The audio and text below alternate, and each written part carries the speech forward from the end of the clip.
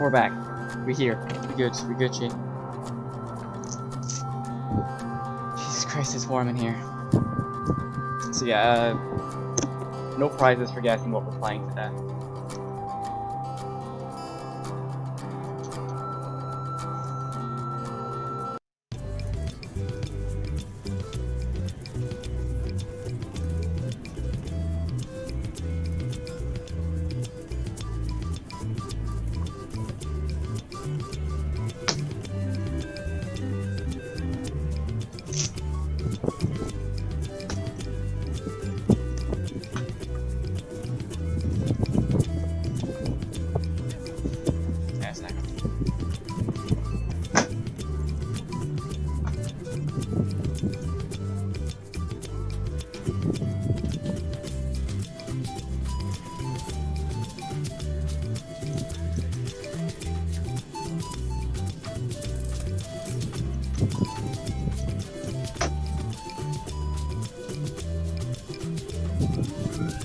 I should move myself into assuming visual novel formation.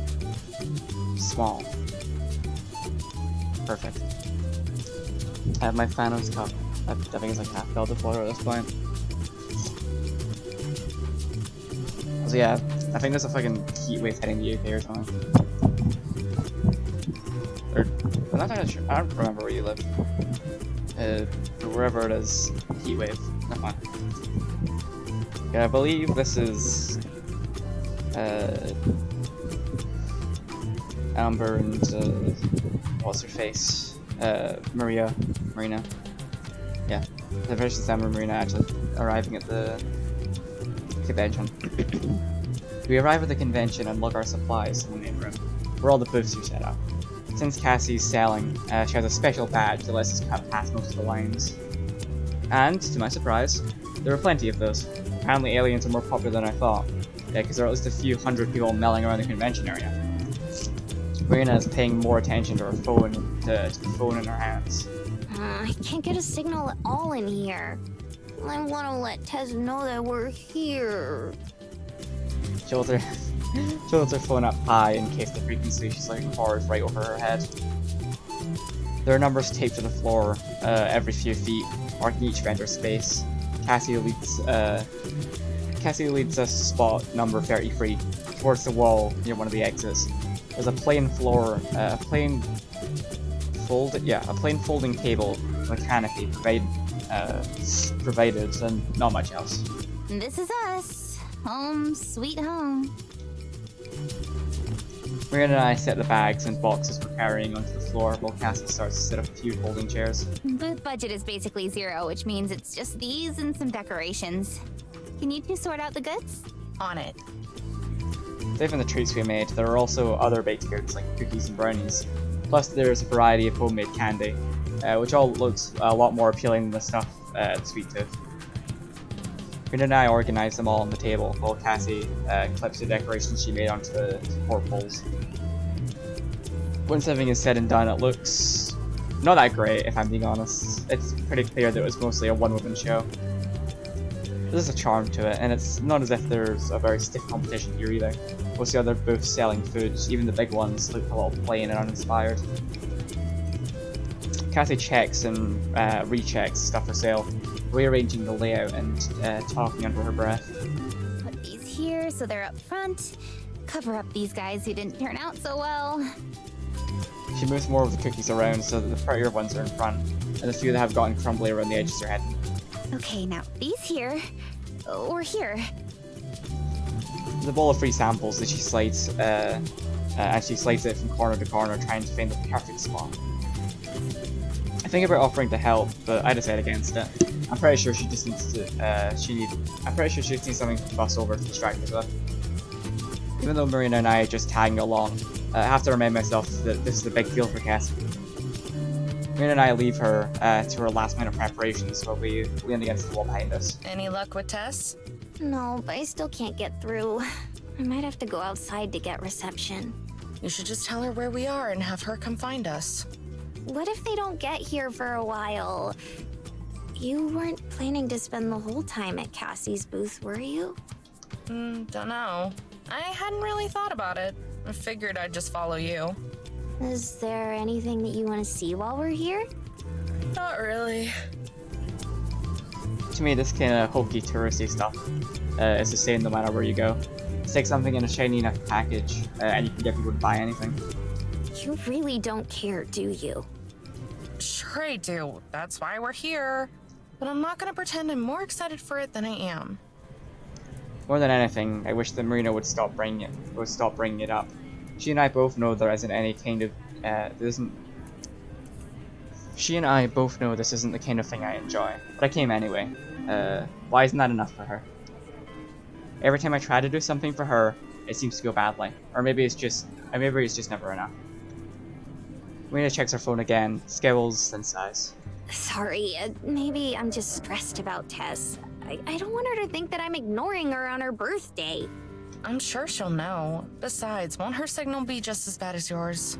I guess. Just then, the PA boomed and a voice announces through the speakers that the convention is officially open for business. Immediately, people start to trickle into the vendors area. Not a flood by any means, but a consistent crowd. Cassie finally joins us, drumming her fingers against her leg. Well, here goes everything. I'm sure it'll go fine. Everything looks really good. I just hope it's enough. First couple customers walk right past our booth for stopping or even looking over. Cassie watches them go. More people pass right by without even stopping. A couple folks browse, but no one buys anything. Our first sale is to a kid who's buys a single lollipop for $1. Cassie very carefully tucks the bell away into a portable cash box that she brought with her. Hopefully most people use a credit card because I only have 50 bucks in change.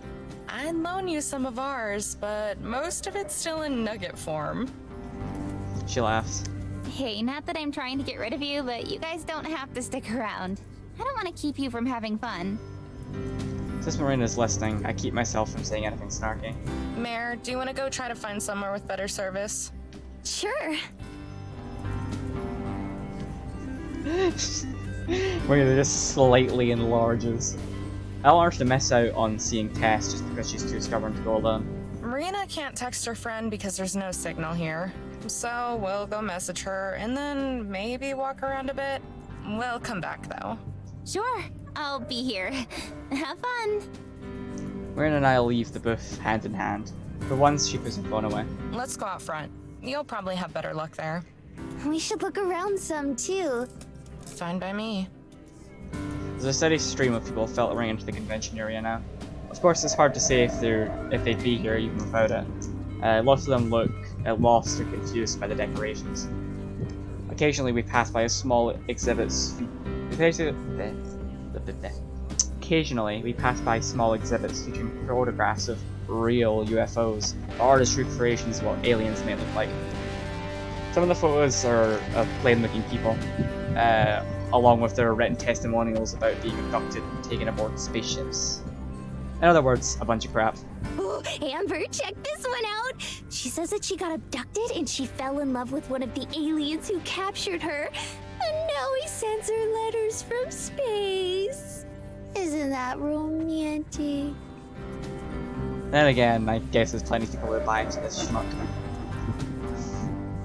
Once Marina's done looking around, we finally make it back outside and lean against the wall where it's nice and shady. Any better?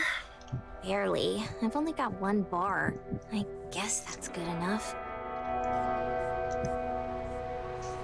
She types out a message, then glares at her phone. After a moment, she angrily taps it. Ugh, it doesn't want to send. I thought you had a bar. Sometimes a bar isn't enough. Like now.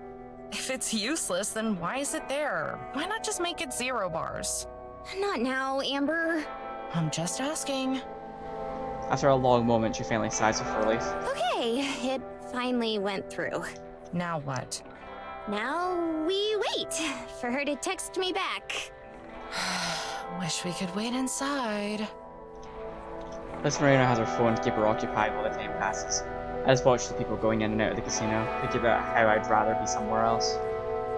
After a few minutes of silence, my patience is running out. Still nothing? No, doesn't even look like she's read my message. Maybe her phone's dead or not with her. Yeah, maybe. Wanna head back to the booth? Wow, that didn't take long. We can stand around some more if you want, I guess. I'm gonna sigh and say it again. You know what, Amber? Just go back to the booth. Oh shit. Drama. It's a harsh bait to her words. It takes me off guard. She immediately notices the chef's ears, her expression softening as she looks everywhere but my eyes. I'd still need to find Tess a gift. Hey, I can help you look. It's fine. You'll have a better time with Cassie anyway. See you later. I'll come back to the booth when I'm done. Oh, my heart.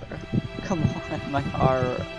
Before I can even let her know that I worry about her going off on her own, she's already walking away. She glances back once, then heads back into the building. Now it's my turn to sigh. It had to have been something I said, but what could it have been that wasn't so much different from what I usually say? I like to brush it off as her just being in a bad mood, but that's so unlike her. She's Marina. She doesn't have bad moods, at least none that I've ever seen. The sun beats down on me and my shoes feel like they're melting into the concrete. I can feel the sweat start to seep down my cheek. When did things get so hard? Back to the trio, let's go! Just get on out of here! Take yourself and scoot on out! Just shoot! Go on! Not like my sister would want any of your junk anyway. Could take a moment to appreciate those interesting alien sculptures just above me. True masterpieces. Good! Your patronage is not appreciated! It's no good! Neither is your money! Well, your inventory ain't appreciated either. Where'd you dig it all out of, a dumpster? I do love the new facial expressions all the characters got in the DLC. That's right! Same one you crawled out from! I'll kick your ass! Security! No! I'll leave! I'm gonna cough the words under her breath. Junk peddler. The vendor hurled a neon green Buddha statue at her. Elongated snail antennas replacing his eyes, and as usual, peace sign instead that of the Vulcan variety. It whooshed past her head, cracking into a pillar behind her. Jesus! That was enough to convince Mariah to retreat. Seriously, whoever named two of these characters, Marina and Mariah, I'm going to slap them. It's like 5 characters. Like 5 main characters in this game, and 2 of them have 1 letter difference. Makes my job a fucking nightmare. This was enough to convince Mariah to retreat, at least for now. He turned tail and sprinted down a tight alleyway, packed with vendors and booths. For the wrong deity! And don't come back!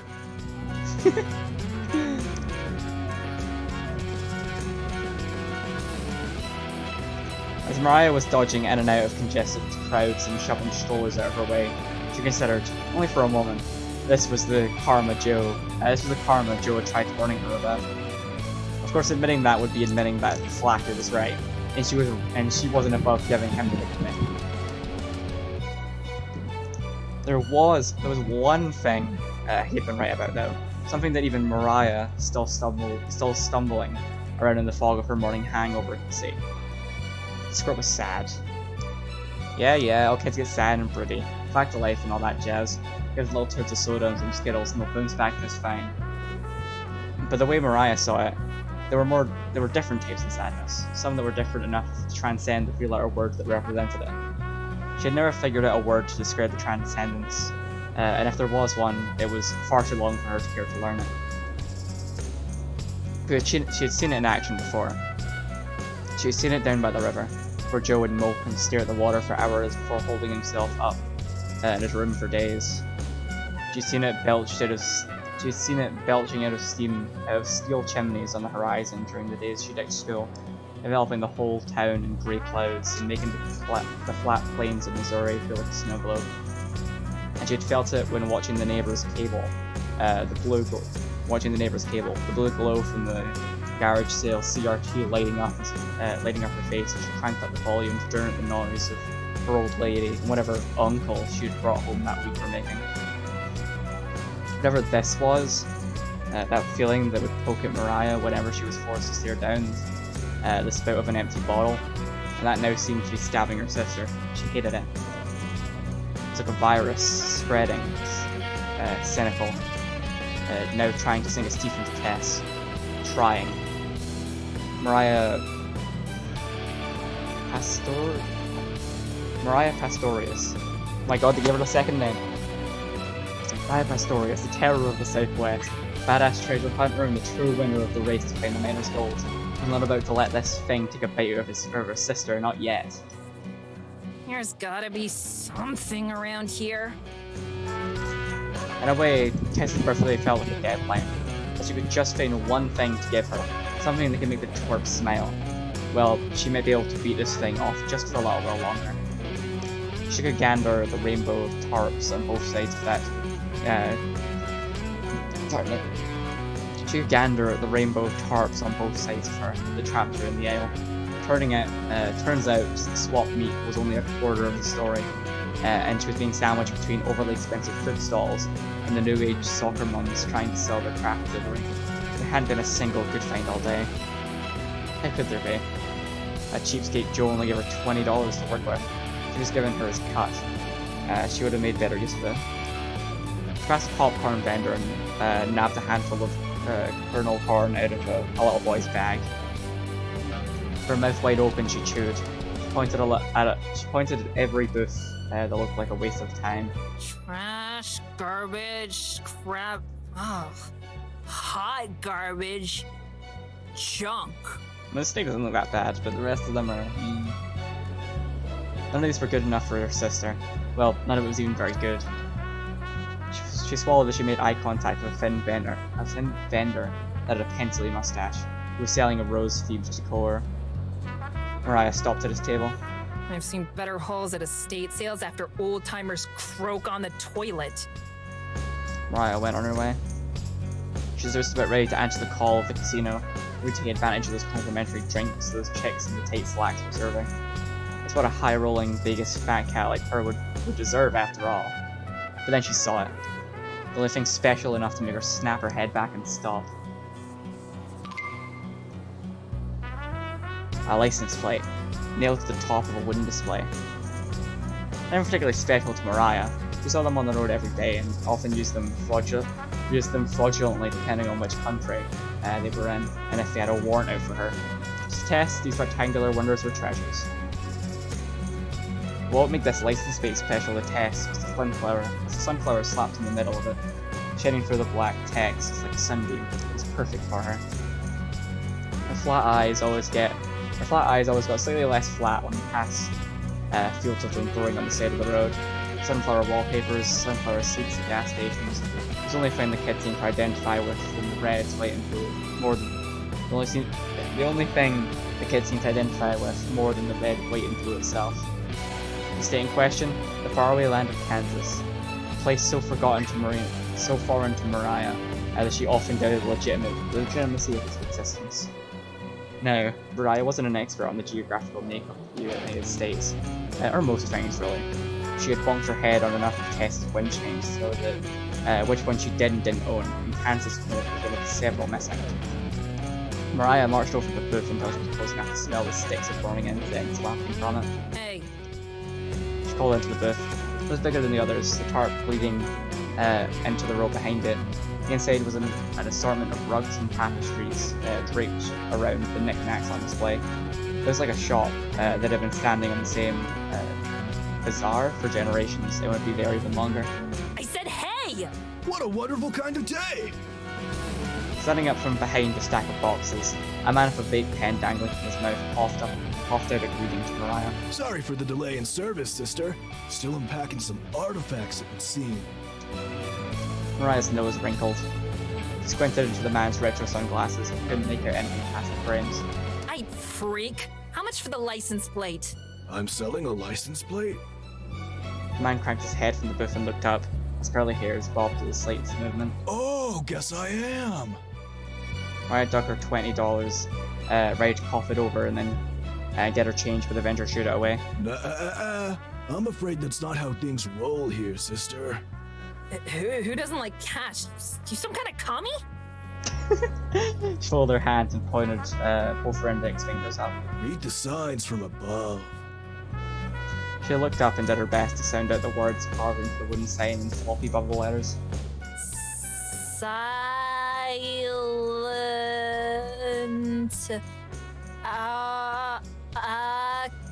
Auction. Silent auction? What the hell is that? Signs, plural. She looked up again, this time with the other sign, tagged onto the bottom of the first. Oh. I don't get it. Sis, you know how to hold a pen, right? Haven't done that in a while, but I probably still do. And you know how to use it? Skating on thin ice, buddy. Lake ain't that deep, because that's all you need. He slid out a sheet of paper from beneath the table and plopped the pen taped to a hawk feather right alongside it. Just write down how much you think it's worth. Get it? The cogwheels of Marina's head turned and rattled. She looked at the rows of paper, a column for bids and column for notes. It took several more seconds before she got it. So some leech could swing by once I leave and outbid me? But ain't that how auctions work? Mariah was immediately suspicious. Anything that couldn't be claimed as her own Mariah was immediately suspicious. Anything that couldn't be claimed as her own through will or skill was a scam, as far as she was concerned. With only $20 to her name, the quiet tug of restraint called to her. What was restraint except the excuse of useless boundaries too afraid to act? Nothing. It didn't exist, not to Mariah. Especially not when there was a kid. There was the risk of Tess turning into a slug. Fine, but if this is a farce, you're roadkill! She held the pen in her fist like a knife and carved starting price into the first row. Oh, only $1? You're killing me here, sis. She thrust the tip of the pen at him. If this thing is a hoax, you're gonna wish I actually did! I hear ya. Really, he didn't. He grabbed an egg timer from the end of the table and wound it, and he was ticking began. Auction time is 60 minutes. Best of luck to ya. Keep your luck and give it to any sap who tries to get in on this. They're the ones who'll need it. Mariah gave him one last scowl, and then slithered away, pushing her hand deep inside the pockets of her jumpsuit. She'd be back soon. 59 minutes remained. Over to Beth Girl Marina. I look back at Amber once again. Look back at Amber once, then head inside.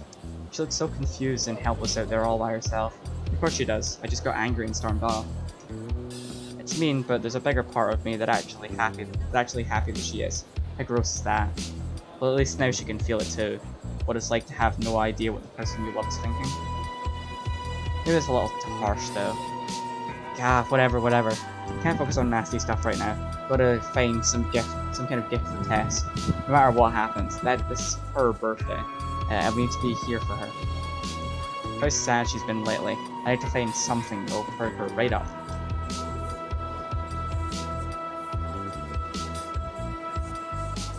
I slip into the crowd and follow the pretty girls in costumes until I'm deep inside the vendor hall. The further I get, the more it feels like the hooves and hearts are multiplying. People too. There's enough sweat in here that I feel like I actually drown in it. This may be harder than I thought, Tess, but I'll do it. I'll do it for you. Fortunately, after treasure hunts and festivals, navigating crowds is easy peasy for me now. Amber would probably disagree if she was here, but I think I'm quite the expert at it now, thank you very much. I'm afraid of getting distracted by chatting, so I try to avoid looking at the vendors and instead just focus on their merch. There sure is a lot of it. From adorable wooden coyote carvings to really out there art that my mum would close my eyes from when she saw it.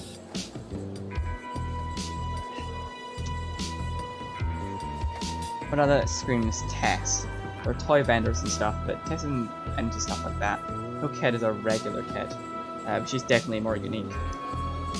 I want to make sure we give her something that's unique. Thankfully, I don't have to zoom up and down the aisles for very long. spot something that doesn't just catch my eye, quickly yelling at me to stop. It's nailed to the tippy top of the booth. If I weren't looking, I may not have even noticed it. All I need to do is take one look at it to know it's made for tests. It's the license plate. Kansas license plate with a sunflower. I must have it. Brewing off course, I swing over to the booth. How much for the license plate? I didn't mean to, but my hands slam on the table. An itty bitty timer on it falls over. Ah, so I guess this thing really is a hot commodity. So you have a lot in stock then. Thank goodness. What a relief, this will make tests positively positive.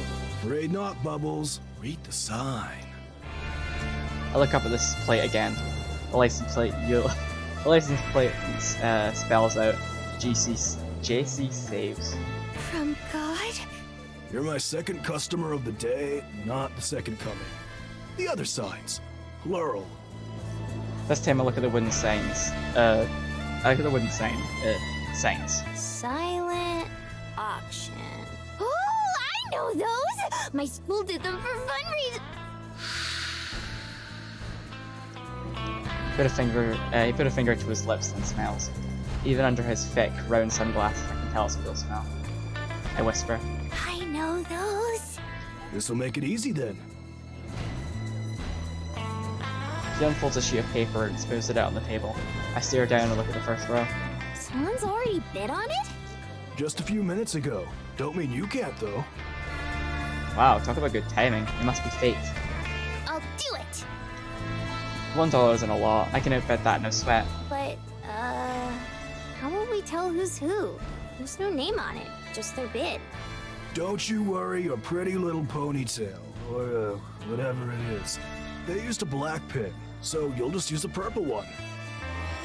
He slides a purple ballpoint pen out of his sleeve, like some kind of crazy magic trick, and tosses it over. Whoa, Mr. Vendor is really slick.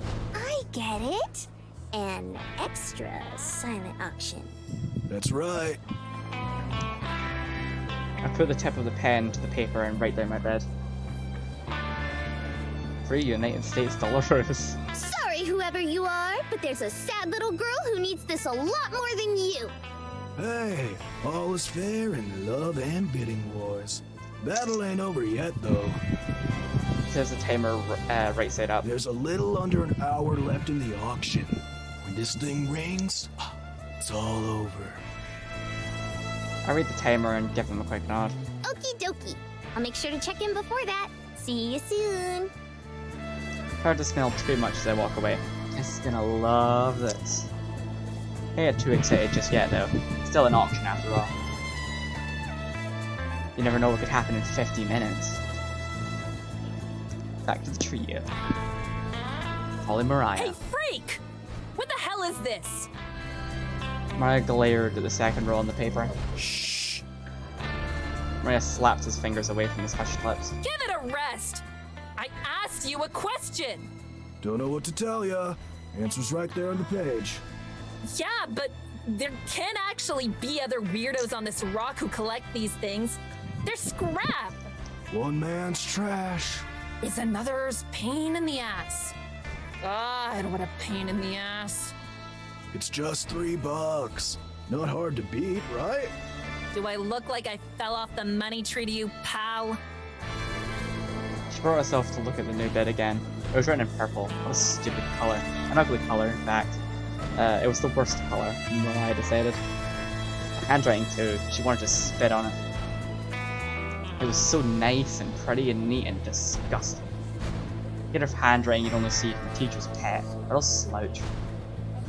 But the thing above the slouches but the things about the slouches of the world, you can't stand straight. They're closer to the ground, easier to knock down. Someone with handwriting this compact with twirls of frieze in the middle, you must be meek. It's overcompensation, something Mariah was quite familiar with. It wouldn't be hard to intimidate them. To get them to back down here and now. She took the black pen and began to smash it into the paper. 40 minutes remained. Back to Marina. Oh, jeez. This is, a little intense. I I can only wince. Every row from the third to the fifth has been overtaken by violent, scratchy lettering, all for just one number. 10. Betting prices jumped from $5 to 10. Escalation. Seems you developed a bit of a rivalry, huh? I didn't mean to. It's true, I didn't. I have a feeling this person would have been angry at anyone's bid. Hard to be a judgmental person. Everyone has their own lives and issues to go alongside them. I don't know the exact type of person who would try to scare someone else when something doesn't go their way. A bully. There's a lot of ways to deal with bullies. Not all of them are helpful, some of them make matters even worse. So the best thing to do is stand my ground. Let them know that no matter what, they won't have any control over me. 30 minutes left. Bastard! Oh, they're mocking me! Seems like they're just playing by the rules of the auction to me. You must be as blind as you are sleazy! He snatched the paper off the table and shoved it in his face. What's that look like to you? The written form of $11. Ugh, that's part of it, but look closer. That is a smiley face! A smiley face! Can you believe that crap? Whoever did this didn't just bid one more dollar to flex. They wanted to teach me a lesson. So what are you gonna do? Mariah thought about it. This is a direct attack on her pride, purposeful too, but to fight for what little remained of her dignity and her sister. Then so be it. She would go for the jugular. What I always do. Win. 20 minutes remained. Marina. Excuse me, is it okay if I ask you something? Mr. Vander takes a deep breath on his vape. The steam streams out of his mouth like a fog. I've never actually seen someone do it in real life before, but I guess it smells like rotten bubblegum. I don't think I like it. Ask away, Bubbles! What's this crossed out word right here? Picked up the paper and pointed to it. Altogether it says... Go for it to inscript it. Filled out. Ah. Well, it's a message from the other bidder. Bit too profane if you catch my drift, so I scratched it. G. Profane? Wait. I got so loaded that Mr. Vander jumped. They didn't! That's so mean! Mean, mean, mean, mean, mean! I only used that word a few times my whole life, and I never used it like that. All I want to do is make my friend happy. She's been so sad lately, but when you're little like that, no one ever really cares if you are. But this person is just being a giant jerk about it, Mr. Vendor. Now that I cannot deny. But they did raise the bet. By 1 cent? Is that even allowed? Only if it makes things interesting. And this seems like that. It's not, though. It's just stressful.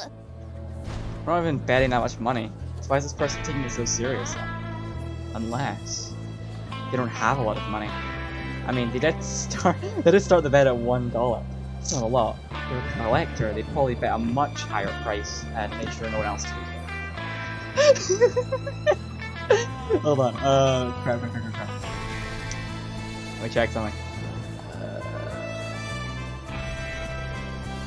Help. Yeah, how do I get rid of this page? I'm just gonna stick this in my server quickly. I think it's fine. Nope.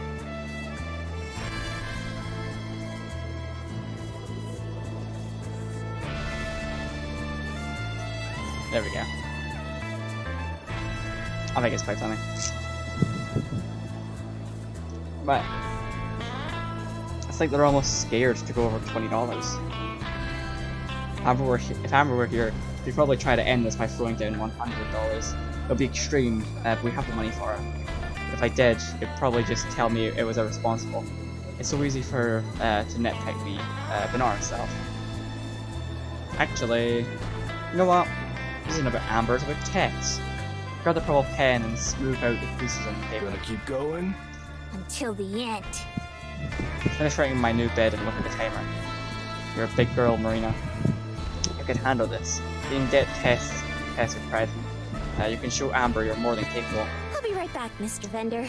Just gonna take one last stroll around. If I make sure not to go very far, I can catch the bully in the act. It's like 10 minutes left. Marina can no longer contain the seething rage within her. It felt like she felt it from the soles of her feet to the tips of her split ends. Oh, so they want to die. Sister, if you're gonna commit murder, could you possibly do it in front of one of the other booths? Thank you. She ignored him. Possibly didn't even hear him. Instead, she just muttered to herself. $19. That's all their life was worth, huh? But that was too precise. Her opponent, this villainy, this terror, this scourge, this dick. They had to have known she only had a 20 on her.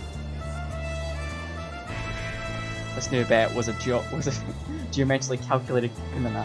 Listen, I don't want to throw off the vibe, but if there's gonna be trouble, then I'll need to ask you to leave. I'm not going anywhere! Not until I win this thing or bust up their face. 5 minutes remained. Come on, Marina. I'm so mad. I stomped her in the corner, heading straight back to the silent auction booth. Maybe it's not the truest thing in the world, but I like to believe that every stranger is good at heart. But this person, I'm not so sure. It made everyone else's bad day even worse. I'm gonna give them a piece of my mind. I'll make this quick. I stood in front of the booth, cracking her knuckles. Could have gotten upset over this any other day, but the fact this was supposed to be for Tess made it extra personal. Even if the other person had no way of knowing. Well, they would have known. They would know after this. She should make sure of it. Oh, I'm gonna kick their ass! I marched like a soldier. And after that's taken care of, Marina waited impatiently. And once that's over with, I'm gonna win! I'm gonna win! I spot the booth and there's just like a split second where I feel like a muscles up superhero pro wrestling. Then I see it. A chili pepper red bandana. Attached to long blonde hair. And a jumpsuit. Oh my god, that's Marina. Mariah! It's been forever! Happy tears start rolling, and I start strolling directly to her. It's not every day that you see a friend that you don't see every day. It's like I was not even angry to begin with. She must be happy too, because the second she sees me, her expression changes from sour to well, she's sort of hard to read, but I can't be anything but happy. There's a teeny pause after I run up to her. She just kind of looks at it, but I'm so excited I can't do anything but jog in place. Oof, she must have been drinking. I can smell all of her breath. She definitely needs this hug. I dive in and give her a big, long hug. Clothes are stiff and a little smelly, so I try not to breathe. But I hope it does her some good. She's always arguing with Joe, and I know when I argue with Amber, all I want is a hug. She doesn't hug me back, but I really expected her to. Just kind of stands there like a tree. Hey, other one? It's Marina. Yeah, whatever you just said. Same old Mariah. I have no idea why her and Amber don't get along. They're so similar. I break away from her, then just stare at her and smile. She wrinkles her nose. I'd ask what you're doing here, but I guess it's not really that surprising, huh? The only thing that's surprising is that you and your worst half are crazy enough to drive all the way out here because of the brat.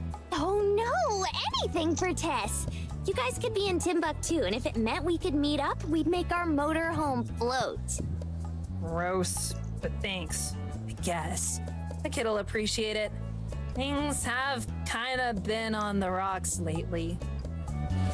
She looks up at the Jesus Christ Saves license plate, like she may be able to break into her hands. When she's not paying attention, Mr. Vendor's jaw pretty much drops to the table. She points back and forth. He points back and forth. But why? Why is he... Oh crap. Crap. Marina is the other better. Oh god, this makes way too much sense now. Scary numbers, de-escalation, the harsh words.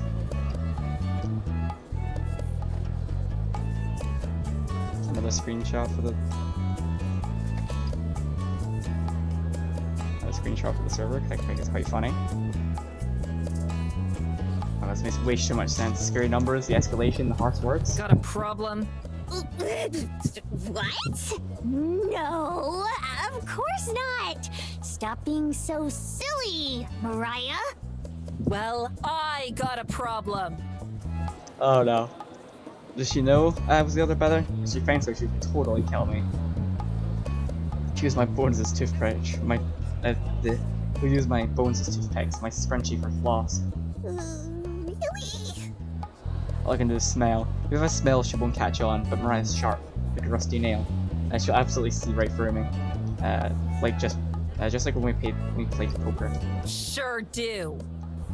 I'm not even sure those were words, they just came out like a growl. And it's with the no good, Here it comes. lousy, Please don't hit me, Mariah. yellow-bellied, If Amber finds my remains one day. slouch who's trying to outbid me for that crusty old license plate I'm nabbing for my sister. She thrusts her arms out and points a single claw at the license plate. Her cheeks puff out in frustration. For the first time, Mariah doesn't seem so scary. Does she really not know it was me? Amber always said that Mariah was as dumb as the slug she was birthed from, but I don't think that's true. Maybe she's just not that perceptive, that's all. Well, let's not look a gift horse in the porcelain now, shall we? It's a good gift for her. Both turn and look up at it Do you together. think it'll make her happy? Sure, it's her birthday, and she would deserve a gift regardless, but I think it's more important than usual that she gets something that makes her happy. That's the whole reason I've been so intense about getting her something. Nope, Huh? Then why are you... because there's a difference between being happy and getting someone to smile, you ditz. Ah, crap, I said the quiet part out loud again. Quiet part doesn't even bother me. Every single one of my brothers and sisters would call me something worse, even the 5-year-old. So, are you going for the smile then? Hey, look at you with the brain cells and junk. She sighs, then hates it with a yawn, then sighs again. Aw, she really is like Amber. Just trouble expressing herself and everything. Though it's cuter when you don't have to date the person. But yeah, I am. I don't got what it takes to make her happy, and if I'm being real, I don't think anyone does. The kid's destined to be miserable, just like the rest of us. Oh, I don't think that's true at all. Everyone has the chance to be happy. Sometimes it just takes some work. Maybe some support from people you know love you? I'm not sure if my elbow. A little hint from one big sister to another. Her face scrunches up like she just smelled something funny. I snap my elbow back into place. You really believe that crap? Sure. I guess that makes you special then, huh? You got a perfect little life and you're always happy. Well, no. Not always. Something inside me tenses up. Is it even most of the time? That's the kind of feeling I get late at night when Amber's asleep, and I just turn over to look at her. My emotions always get all jumpy during those times. Not lately. I want to look at her and be in love, but recently I've only been able to think about how she may be better off without me. She would be happier, less annoyed. That's what I thought. Why does Mariah always end up with like a couples therapist? Eventually, everyone's like that. Soon enough, it'll be Tessa's turn. I really wish I didn't have to hear this. It's a terrible way to look at the world. I just want to plug my ears until she's done. The worst thing that could happen is if I actually started to believe her. But if I can stave that off a little longer, so she doesn't have to deal with it yet, then I guess I'll have done something kind of useful. My heart dances and I feel my mood perk up. So she's not a Debbie Downer after all. I don't think you actually believe that, Mariah. Huh? How about you get a little closer and tell me what it is I believe? Oopsie daisies, Tendercore's correct. Well, it's just that even if you say all that stuff, you obviously care about her. I'm always worried about my brothers and sisters. about whether they're safe, staying out of trouble, and helping each other when they need it. When you share blood, it's just something that happens. Blood is bullshit. Whole stupid notion of it. I know. Me and the squirt only share half of it. It doesn't matter if we share the same spit. It doesn't matter that she's my sister. All that matters is that she's Tess, and that's all the reason I need to want to help. No. So get out of my face with that family bond garbage, will ya? Yeesh, so intense. But I think I might get what she's saying. Even if I don't agree with all of it. You can't see DNA, so whether you're family or not doesn't really factor into whether you actually like the person. Like for me, I like all my family. And Amber. And Tess. And I think I might even like Mariah too. 1 minute left in the auction! As our vendor calls out from his booth, trying not to look at me while also trying to speak to me. He must have seen how scared Mariah was. Guess that other guy was too chicken shit to show their dumb face after all. Mariah rushes over to the booth and grabs the black pen. I would still like to tear them a new one, though. Oh, I'm gonna be dead broke because of their ass. But I'm gonna let Mariah have this one. It seems like it's more important for Tess to get it from her than me. Me and Amber will just figure out something else to give her. While Mariah scribbles on the paper, I take the chance to step away. It's time for me to get back to the booth. I'm pretty sure I'm about to reach my limit, but we'll see how much. How much more of it I can take. I'd like to be a little braver and speak my mind to Amber, like Mariah. Her voice echoes from behind me, breaking through the thick crowd. Yeah! I win! In your dumb face, sucker! Come at the queen and you better not miss! Okay, I didn't really like her character in the main game. And she's cool and she gives Amber her much needed wake-up call when she gets way too in her own head near the end, but let's say to her in the only really see in the DLC it's really cute. I really enjoy her character in this one. Well, maybe not too much like Mariah. Go see what Amber's been up to. Hours later, there's a huge crowd around our table. When Marina came back empty-handed from shopping for Tess, she was met with dozens of hungry customers. It was more people than I'd ever expected. God, brains melting along with the heat. Apparently, she was met with dozens of hungry customers. There's more people than I'd ever expected to attend this convention in total, waiting with cash in hand and demanding to be fed. The line is so long that it seems to stretch most of the way for the already tightly packed halls. Unfortunately, they're all in line for the Alien Burger stand. That set up a couple booths away from us. The line is so long that it dwarfs the number of the smaller vendors' queues. How about a snack while you wait in line? We've got homemade marshmallow treats! Oh, no thanks. I'm trying to eat healthier. Future burger eater, I love that. There's more to life than burgers! Like dessert! Who doesn't love sweets? Right, adorable. Marina's adorable. I don't. Contrary kid. Bless her heart. Marina doesn't give up. She's been at it for a while. After failing to get hold of Tess, I told her that she should just enjoy the corners herself. I even offered to go with her again, but she's chosen to stick around here. I've had a handful of customers, but the total sales so far wouldn't even buy the three of us lunch. None of us really acknowledge it, but I'm sure we're all aware. Cassie at least doesn't seem too upset. That or she's doing a good job hiding it. I finally get tired of just standing around and the excuse to stretch my legs a bit. Marina. Amber taps me on the shoulder. I'm gonna go get some water. You want anything? Like a million different things come to mind. A million different snarky answers. I want a lot of things, Amber. Is what I want to say. I'm good, thanks. She leaves. Everything sucks. Our stupid booth sucks. These customers suck. This convention sucks.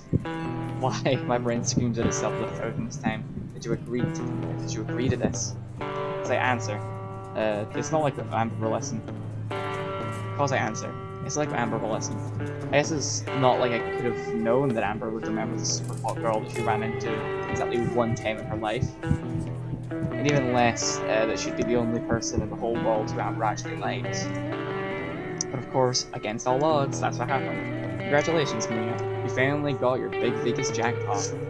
I think I've done a good job. I think I've done an okay job keeping my cool. I'm pretty sure Amber doesn't even realize I'm upset. That's part of the problem too. The one time there's something I want to do, and of course Amber can remind me. Can't help but remind me at every turn that she doesn't want to be here.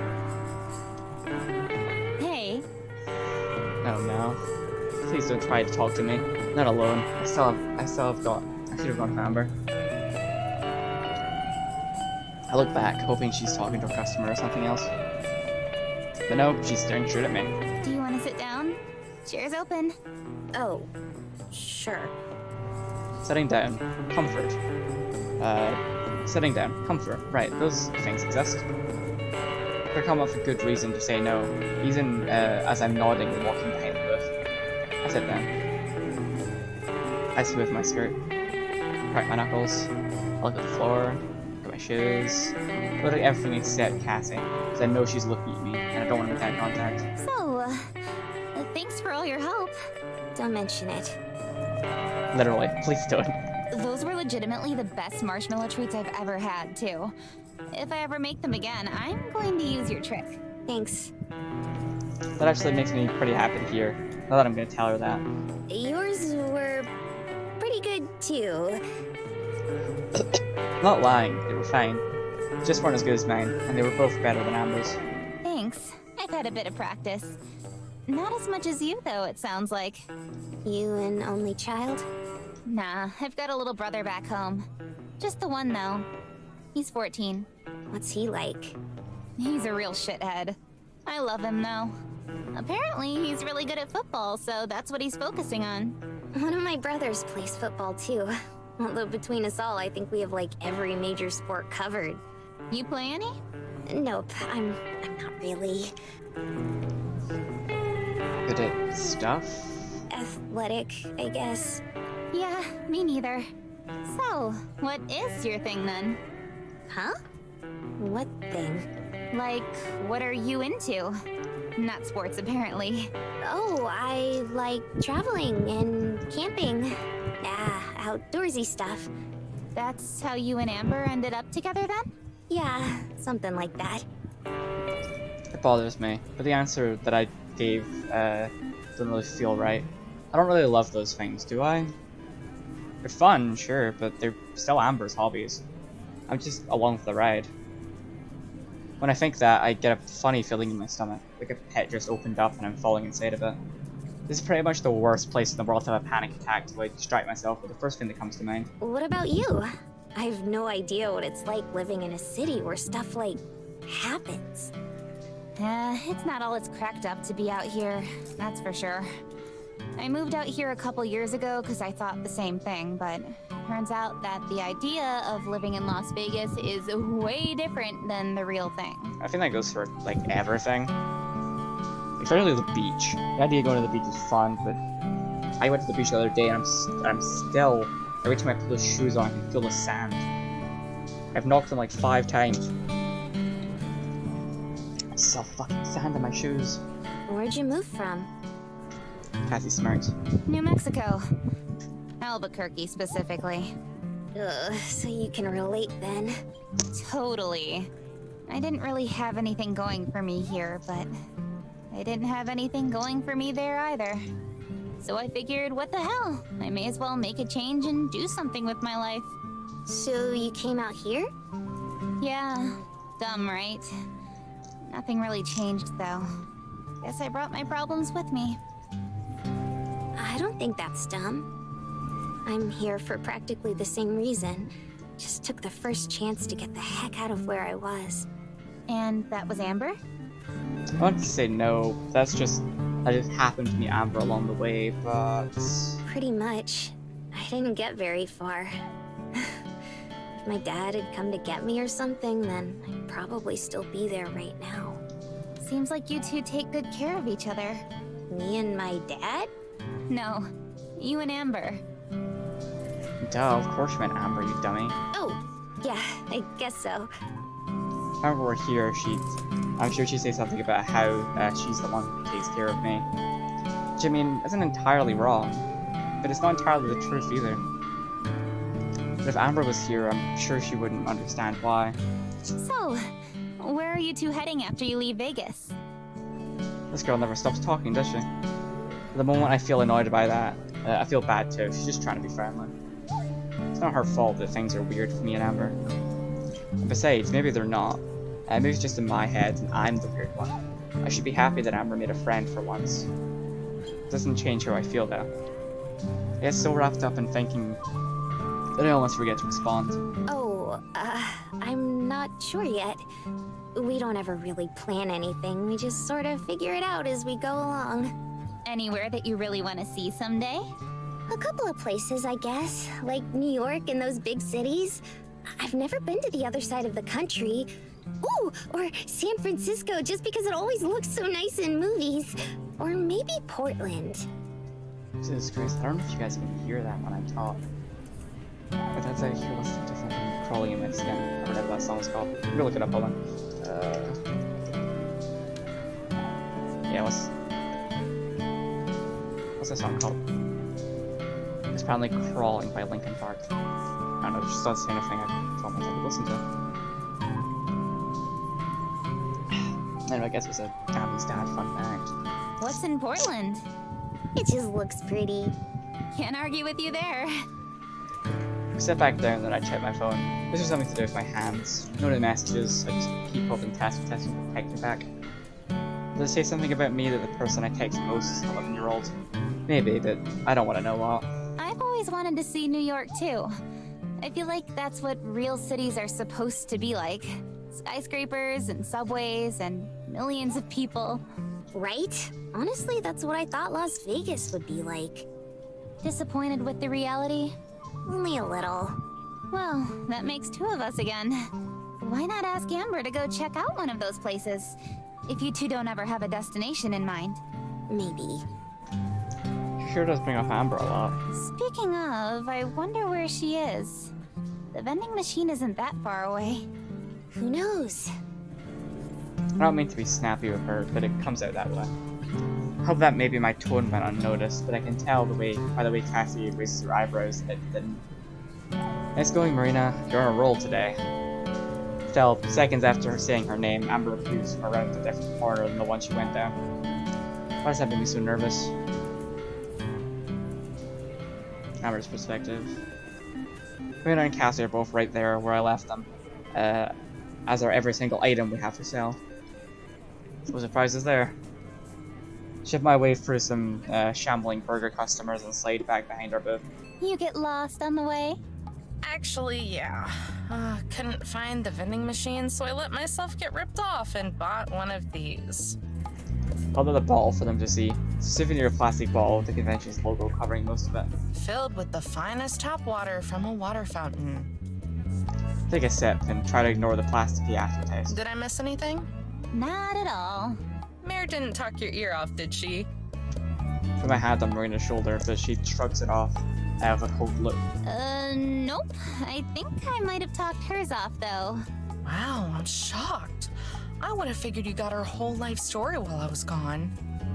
Marina rolls her eyes and stands up, stalking past me to go pointlessly rearrange the items on display once again. Nah, just talked about where we're from and how we ended up here. Turns out the two of us have a lot in common.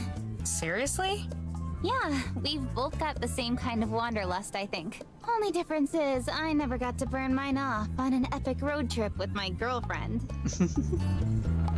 I take a seat on the now empty chair. Hey, the RV's always got room for one more if you ever get sick of this place. Oh god, the jealousy. I can feel it coming. I'm sure Marina would be cool with it too. Right, Mare? It's a loud rattle as Marina spells a basket of candy on the ground. One of the packs explodes open, spreading shrapnel of chocolate and peanut brittle scattering. Mare? I stand upright as Marina's hand tights into a fist. When I place my hand on her shoulders, this time she doesn't shrug it off, but I can feel her body shaking. When she finally turns around, there are tears in her eyes. Oh crap.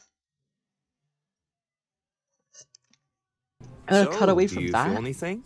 Really? God damn it. Just continued to squeeze the man in the grey's alien costume suit. Counting the seconds of head does reach 20. Because 20 was the amount of seconds an article really said it would take until a hug would release endorphins.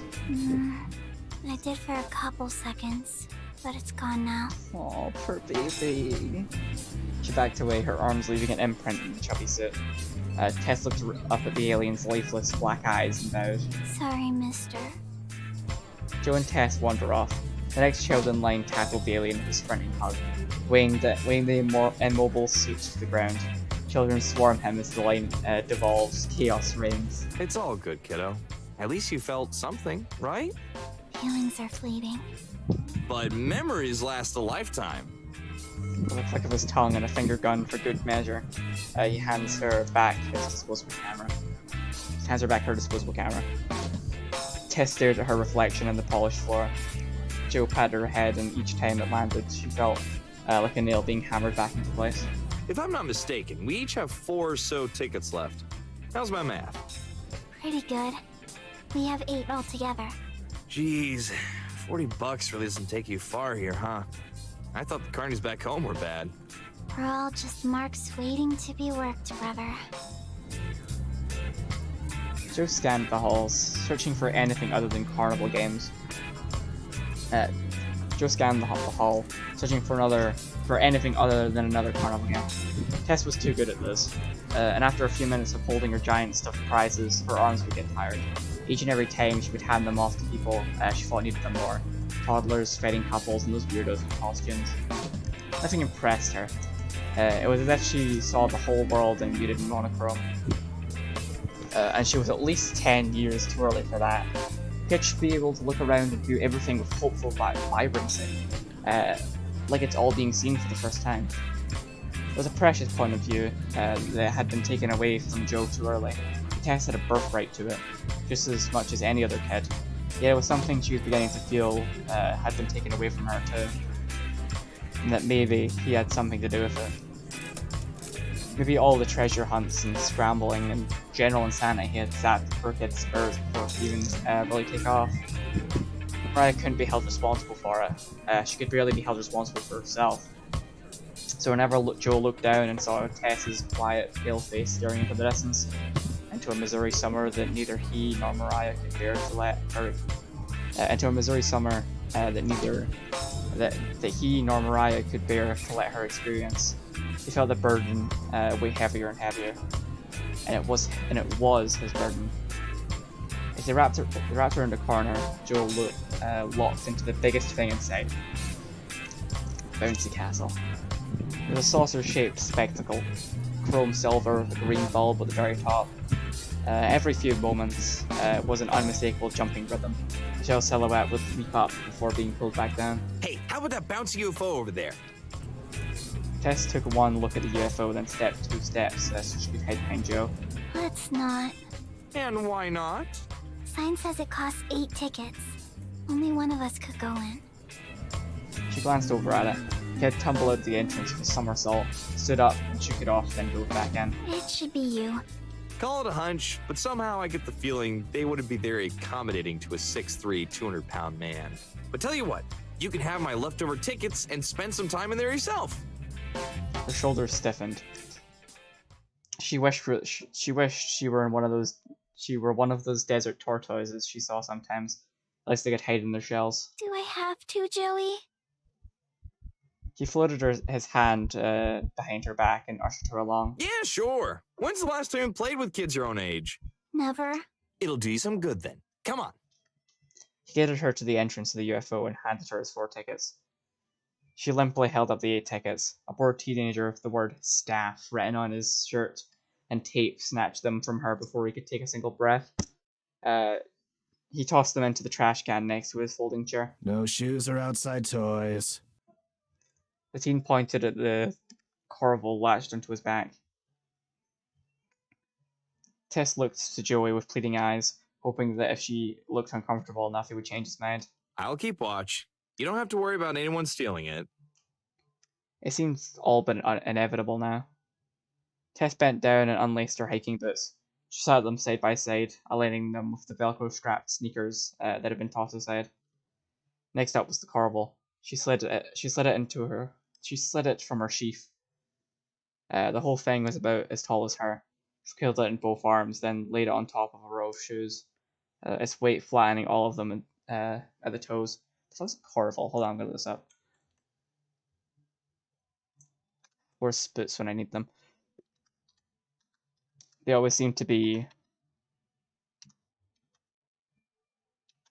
They always seem to be the person who looks stuff up. Crovel. Oh, it's like a fancy. Yeah, it's like a fancy shovel with a hammer on the end of it.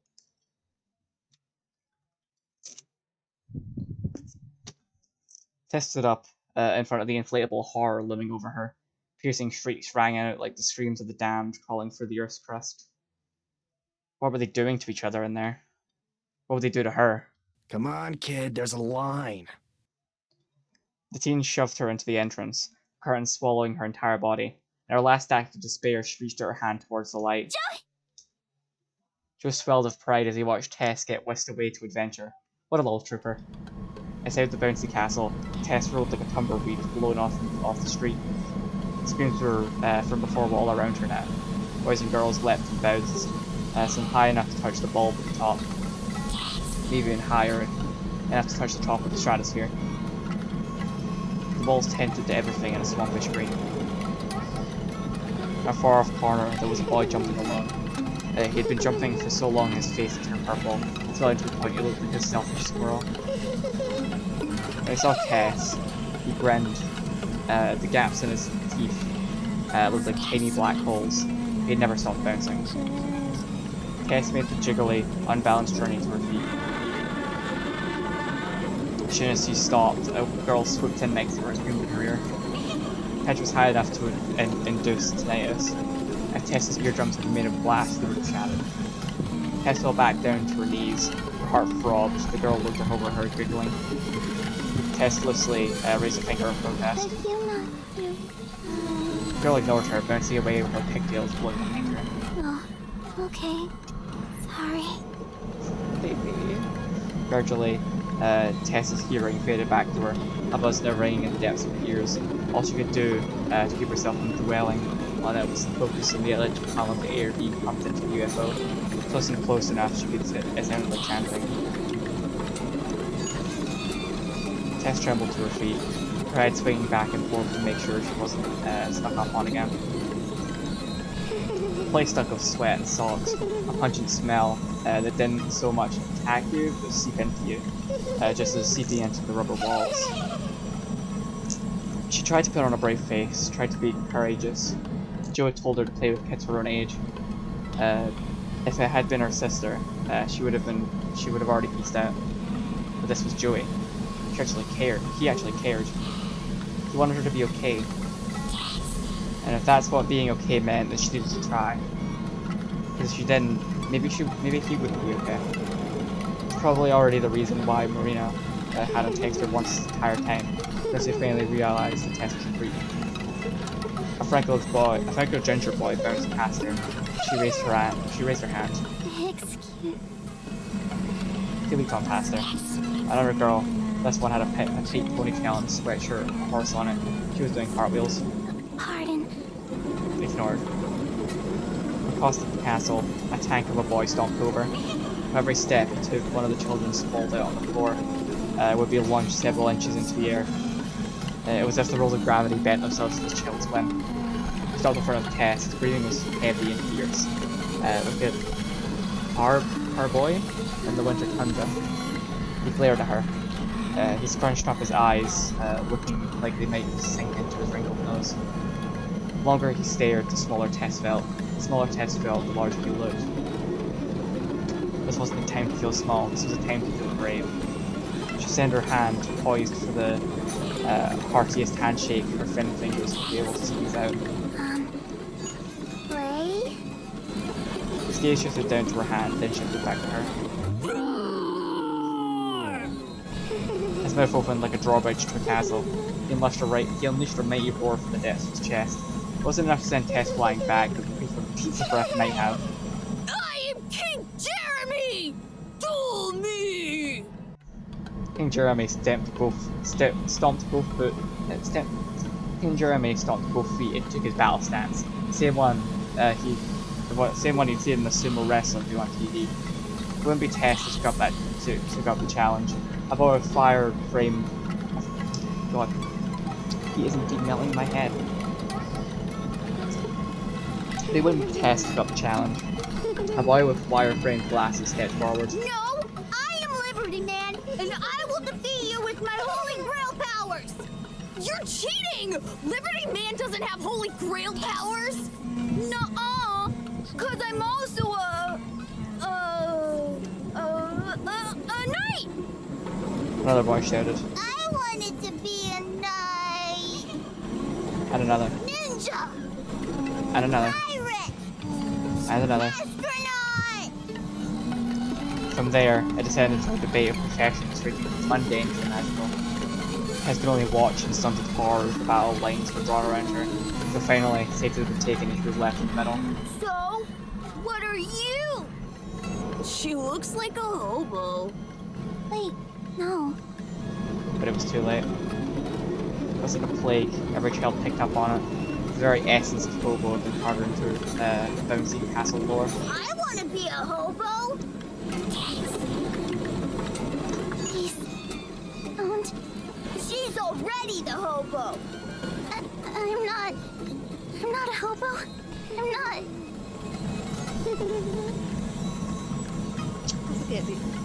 I know.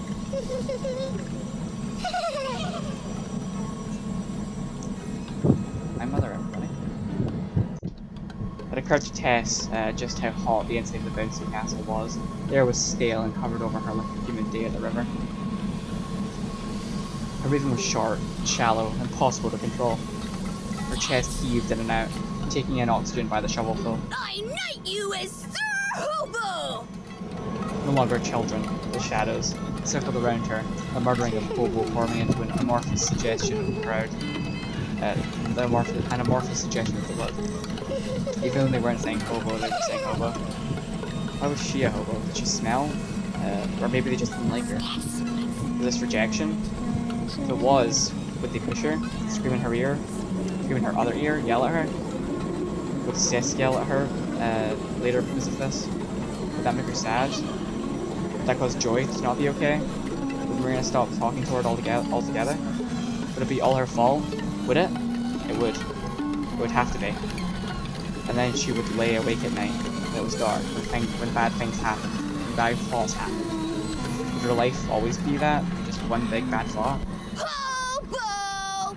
Hobo! Hobo! Hobo! There's a church choir now. The entire congestion except her. Their congestion except her was singing. The girl with the pigtails screamed. Chest shoved for the crowd of regular giggling children who were not singing or chanting or even choir. She ran for the exit. Back outside, Joe swallowed back a yawn. Tess bounced out of the UFO. The teen working at the entrance looked at his phone as she darted off. Her head swung back and forth. Her head swung back and forth. A silent promise that she would never go back. Tess, hold up! Where are you headed? Tess! He watched as the top of Tess's bandana disappeared into a sea of attendants. Some made space for her, most didn't. Crap.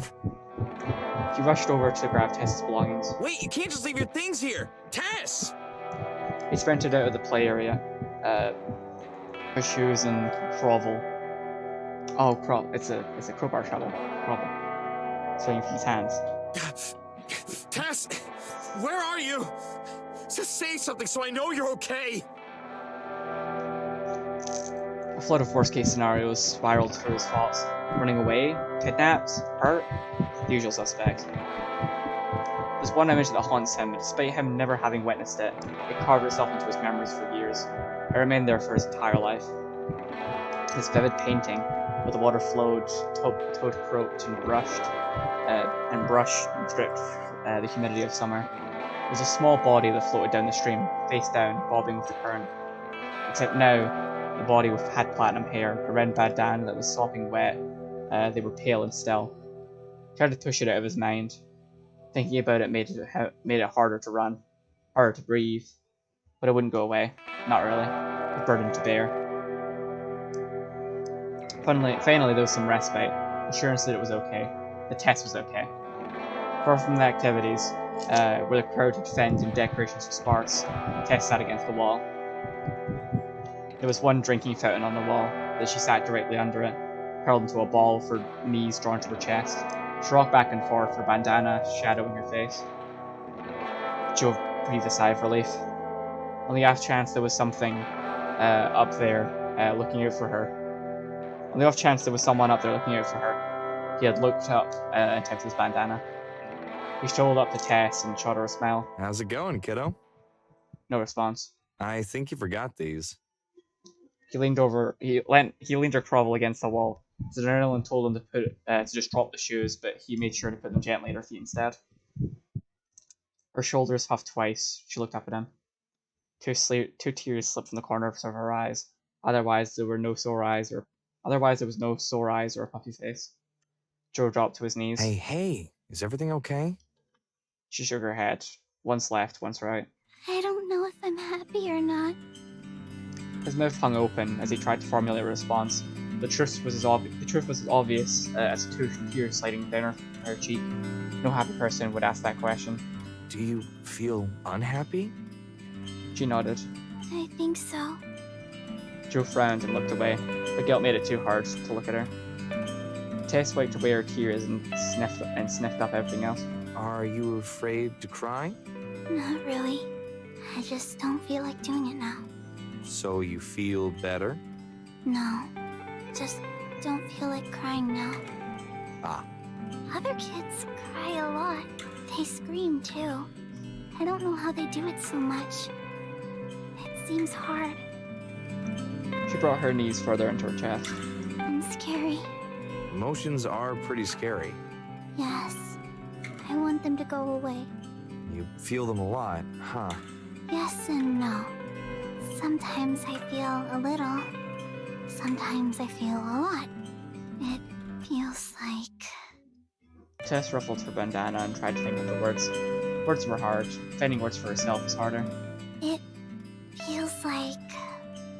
people want me to feel a lot when I feel a little.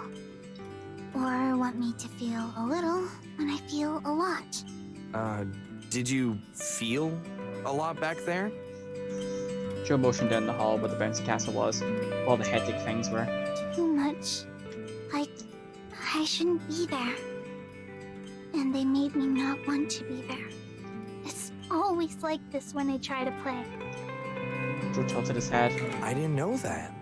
Yeah, I know. Jo's shoulders slumped. The kid really had a way of taking calcium out of your milk. A lot when a little, huh? Yeah, but it's okay, Joey. It's just how it is. It isn't, though. He clenched the fabric of his jumpsuit, cursing the person who made an 11-year-old think the world worked this way, and cursed himself for his role in it. You're wrong. It is. Sis yells at me because I feel a little. You run after me because I feel a lot.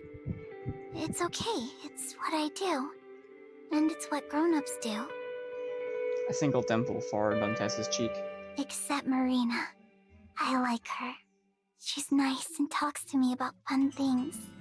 Sis says it's because she's special. I think she's right. Marina is very special.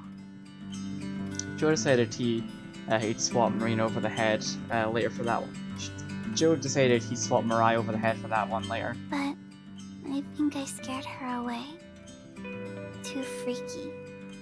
Because I'm me. That one was the hardest for Tess to say. She wished she hadn't, because the second she said it, it felt hurt. Her bottom lip quivered. I just wish I wasn't me. And that not me was like everyone else. And I wish I was okay. The heartbreak had been collapsing in on Jo. Fell down then and there. The heartbreak that had been collapsing in on Jo fell down there and then. No one looked at Tess like a person. let alone a child. Not even Tess, not even him.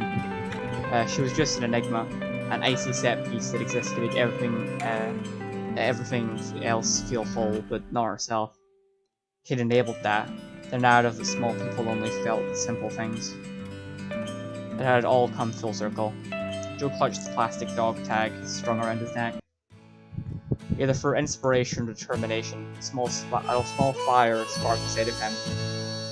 She had to try to explain herself to him as well as she could. It was only fair to do the same. Alright, let's give this a shot. You know, I used to not be okay. Tess's eyes grew wide in disbelief, then small in suspicion. This is a ploy. No, honest. I was pretty messed up as a kid. That doesn't sound right. You're too normal. Pretty confident for someone who wasn't even alive to see it. Before I was born? The allure of the before times was too great to ignore. It seemed mystical to her. The era of the ancients. I was a lot different back then. Everything was different, I guess. Did she dare to ask? Different how? She dared. Well, I had a brother, for one. Explanation points went off in Tess's head. She had at least a dozen questions to ask. But before she could bring any of them up, the truth made itself known to her. The exclamation points became ellipses. Oh, sorry. It was a long time ago. She stayed silent. You aren't going to ask? Wouldn't it be rude?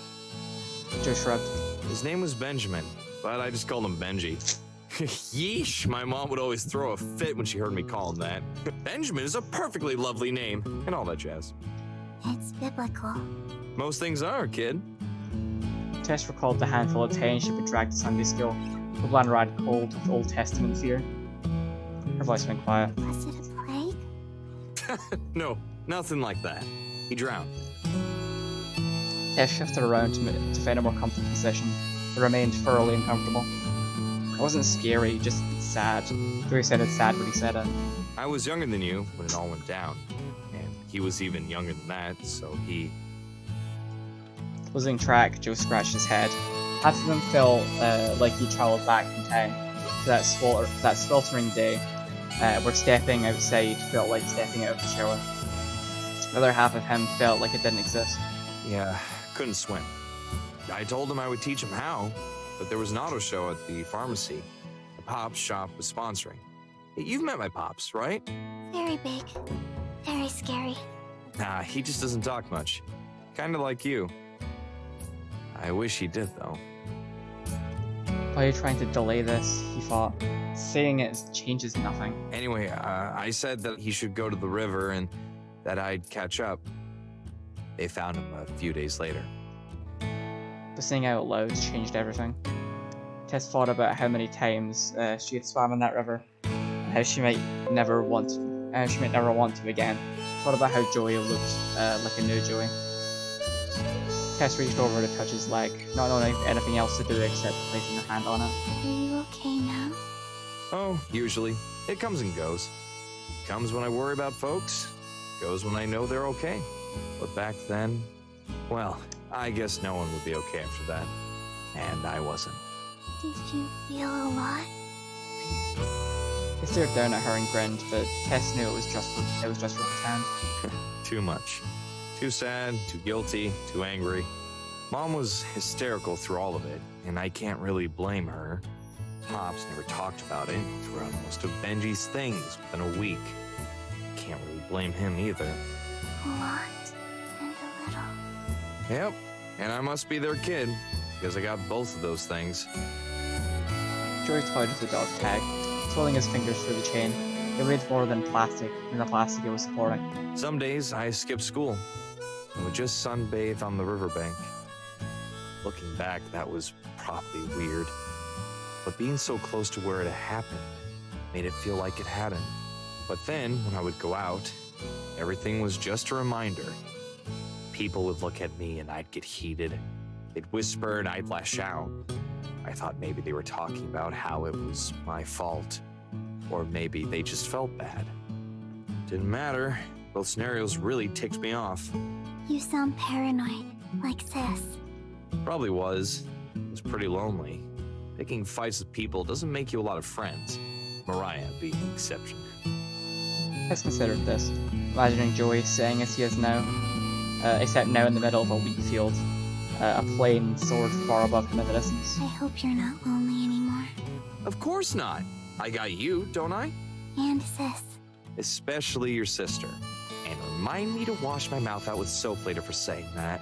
She was as mouthy back then as she is now, and I didn't exactly practice the art of pacifism. So us getting to know each other may or may not have involved a fist fight on the playground. Sounds about right. Couldn't have happened any other way. But as crazy as it sounds, she was the only one who would let my emotions play out. Did not compute. Tess wrinkled her nose, unable to imagine any scenario where Sis would show any weakness, would show as much weak of a display as empathy. That's impossible. She would never do that. Also, she would probably call you a crybaby. Don't get me wrong, she absolutely did. But she would always stick around. Didn't matter how many times I told her to go away. It was always, shape up, slacker! That lemonade stand ain't gonna build itself! Oh, that sounds more like her. Does that count? Not sure. I like to think she was trying to help in her own way. It might be the only way, and I'm better off for it. The conversation petered into fumes. They both stared ahead, watching the spatter of people occasionally walking by. A lot had been said, even more had been thought. Much of what Joey had told her was sad, but for some reason she felt warm. Conversation felt like a hug. She had been right. He was a new Joey. Perhaps this one was better. He looked at Tess straight in the eye. He looked Tess straight in the eyes, as much as he could under the fountain. Joey had no illusion that he understood everything, or that any of the things he had said would make her feel better. But doing this was at least something. Things are different for each of us, Tess. I'm not going to sit here and lie to you.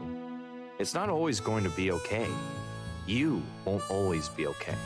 And there are going to be times you might not even know why. Hollow space drilled itself into Tess's chest. It dug its way around, down to her gut.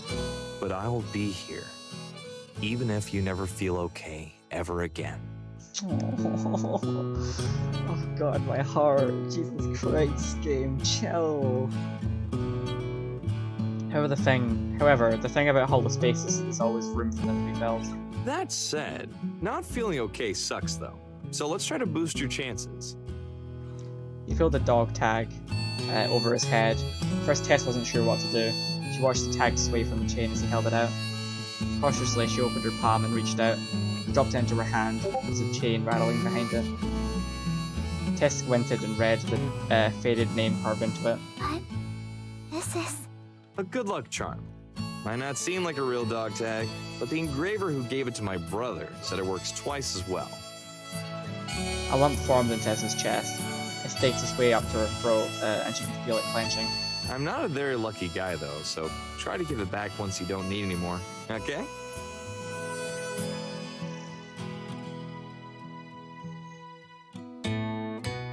She couldn't see it now. Everything looked like a blur of watercolors. She clutched the charms in her fist and brought it to her chest. Joey, I think I feel like crying now. She choked out the first two sobs before Joey pulled her in. Tess clenched his jumpsuit and cried into it. No one seemed to pay them any mind. Oh, poor baby. And we're back to the Babe. girlfriends. Hey, what's wrong? I duck and swoop and try to talk to her face to face, but Marina keeps moving away so that her back is to me. I can feel my throat tightening as the reality sets in. I screwed up bad, didn't I? Hey, Marina, I lower my voice and put my hand on her arm, so doesn't throw it off. are you okay? The answer is obvious, but something tells me to ask anyway. Some vague hope that she's actually laughing and not crying, or that it's for other reasons that have nothing to do with me. Marina shakes her head. Of course she's not okay, you moron. I berate myself. Slowly I turned around, hoping that Cassie hadn't noticed anything was going on. Naturally, she's staring right at us, but when I look back, she would probably look somewhere else and pretend she wasn't. I think we're gonna take a break. If that's cool. She peeks past me at Marina. I was just slouched like a decrepit puppet. You got it. I think I can handle the wave of traffic here by myself for a bit. It's for the atmosphere, I can't help but chuckle. Like I said, you two have already done a ton to help out. More than I had any right to ask. And also, I get the idea that I'm part of the problem here too. I open my mouth to disagree and tell her that she's wrong, but I don't. Since I don't know if that's true or not. We'll come back in a bit. Cassie nods, but I don't know if that's true either. Then I turn and slink back to where Marina's waiting. Hey, can we talk? Marina doesn't react. Out of my skin, I can feel myself wanting to get annoyed. How am I supposed to make this better if she won't communicate with me? But I don't let myself dwell on that. She's the one who's hurting right now, not me. I don't need to make this about myself. Can we walk at least? Jelly puts a hand on her side and guides her away from the booth. She comes with me, but never looks up, and nearly bumps into a dozen different people. Once we're a few feet away from Cassie, I start to talk again, keeping my voice low. Okay, hey, talk to me, please? I'm sorry, I was just making a joke. I didn't know it was going to hurt you. I might as well be talking to a brick wall for the response I get out of Marina. Actually, strike that, as the brick wall wouldn't look as miserable as she does. My stomach starts to turn tighter and tighter, into tighter and tighter knots, as the reality sinks in. Marina's really upset and it's my fault. Given the timing of it all, it's hard to pretend that this could be for any other reason besides the obvious one. It's about Cassie, right? And how I said she could come with us? Marina steps slow. I wasn't seriously inviting her. I was just kidding. I'm sure she knew that too. Stop, Amber! Just stop! She comes to an abrupt halt, even though we're in the middle of a throng of people. The crowd parts around us like a river around a dam, but with more angry looks. Hands on her hips, she glares at me. The gaze in her eyes are more cutting than the expression itself. You can't just say you're sorry like that magically fixes things! You can't just say or do whatever you want, then expect me to get over it because I always do! She glares and I feel myself writhing under her look. It's rare to see her look this upset. The only time I've ever seen it have been my fault. Her heart pounds in my chest as I remember the last fight we had on the road near Palm Springs. After that, I swore to myself I'd treat Marina better. Now here she is, her eyes still watering. I brought my brain to find the words to say that I could make it better, but I draw a blank. Marina! She starts walking away from the booths into a mess of people. I stay at her side. Part of me thinks I should leave her alone to cool off rather than following at her heels like a disobedient dog. But even as I think, I remember myself running off last time, wandering the city and eventually ending up in Mariah's wrecked place. I don't want to run away again, unless Marina tells me to go. I'll stay with her. We walk in silence a few inches apart, close enough that I could reach out and grab her hand if I wanted to. She wanted me to, but I don't. I wonder if has some destination in mind or if she's just wandering. I don't ask. With each step, it feels like we're missing an opportunity to say something to remedy the situation. The right words never come to mind. Instead, my own thoughts taunt me with their uselessness. At this point, I think Marina is going to lead us out of the convention entirely, but then she makes a left and we continue in a different part of the casino. She's going somewhere in particular, I have no clue where.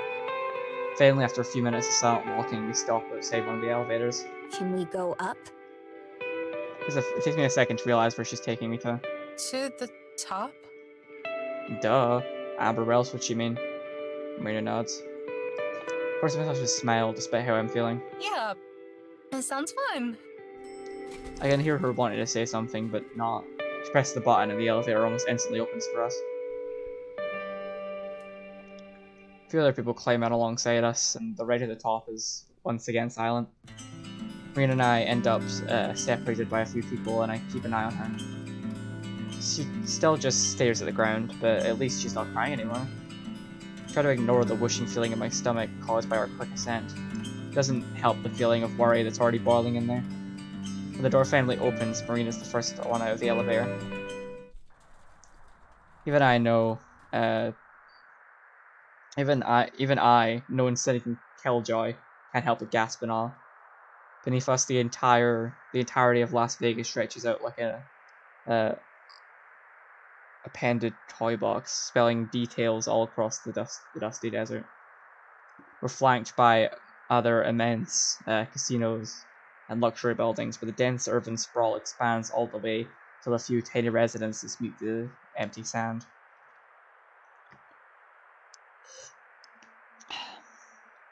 Thousands of people mill around below, accompanied by what seems to be an equal number of cars that wind their way through and around the city. Up here, there's dozens of other people, all crowded around the banister, admiring the same view we are, and taking lots of pictures. A few rides also adorn the summit here, with roller coasters, tracks circling part of the spire, and several other attractions being advertised nearby. Marina and I stand beside one of the railings, which we somehow have to ourselves. Shakes down the sights in quiet awe, which is totally un-Marina-like, but at least I can see her eyes that she's enjoying it. I can see in her eyes that she's enjoying it. Wow. Yeah. Wow. I don't mind heights, but something about being up here makes me feel very small, even though it should be the other way around, with everything beneath us appearing so tiny in comparison. I grasp the cold metal bar in front of us, holding onto it the same way I hold onto a bike's handlebars. A second later, Marina does the same thing. Her hands are close to mine, but don't touch. Yet again, I feel like I should say something, anything, but I don't know the words. Amber. Marina beats me to it. Yeah? The wind, the sounds of the people, and the rides, all the ambient noise in the city fades away from my notice as I focus solely on Marina. It's not about Cassie. It's about you. Everything's always about you. What you want to do, what you want to see. Even this dumb convention that I wanted to go to. We ended up staying with Cassie the whole time. You didn't have to stick around. She and I could have. But I want to spend time with you, Amber. My heart. I hear her voice crack and I feel my throat getting tight too.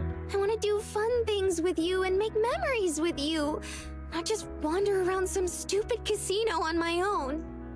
I really love you, Amber. Like a lot. A lot. But sometimes it's really hard to like you. And I know that most of the time you don't mean it.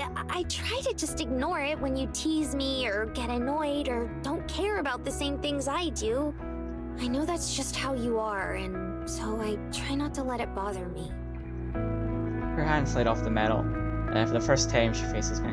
But it's hard, Amber. It's so hard when you treat me like your stupid sidekick instead of your girlfriend. You don't ever have any faith in me.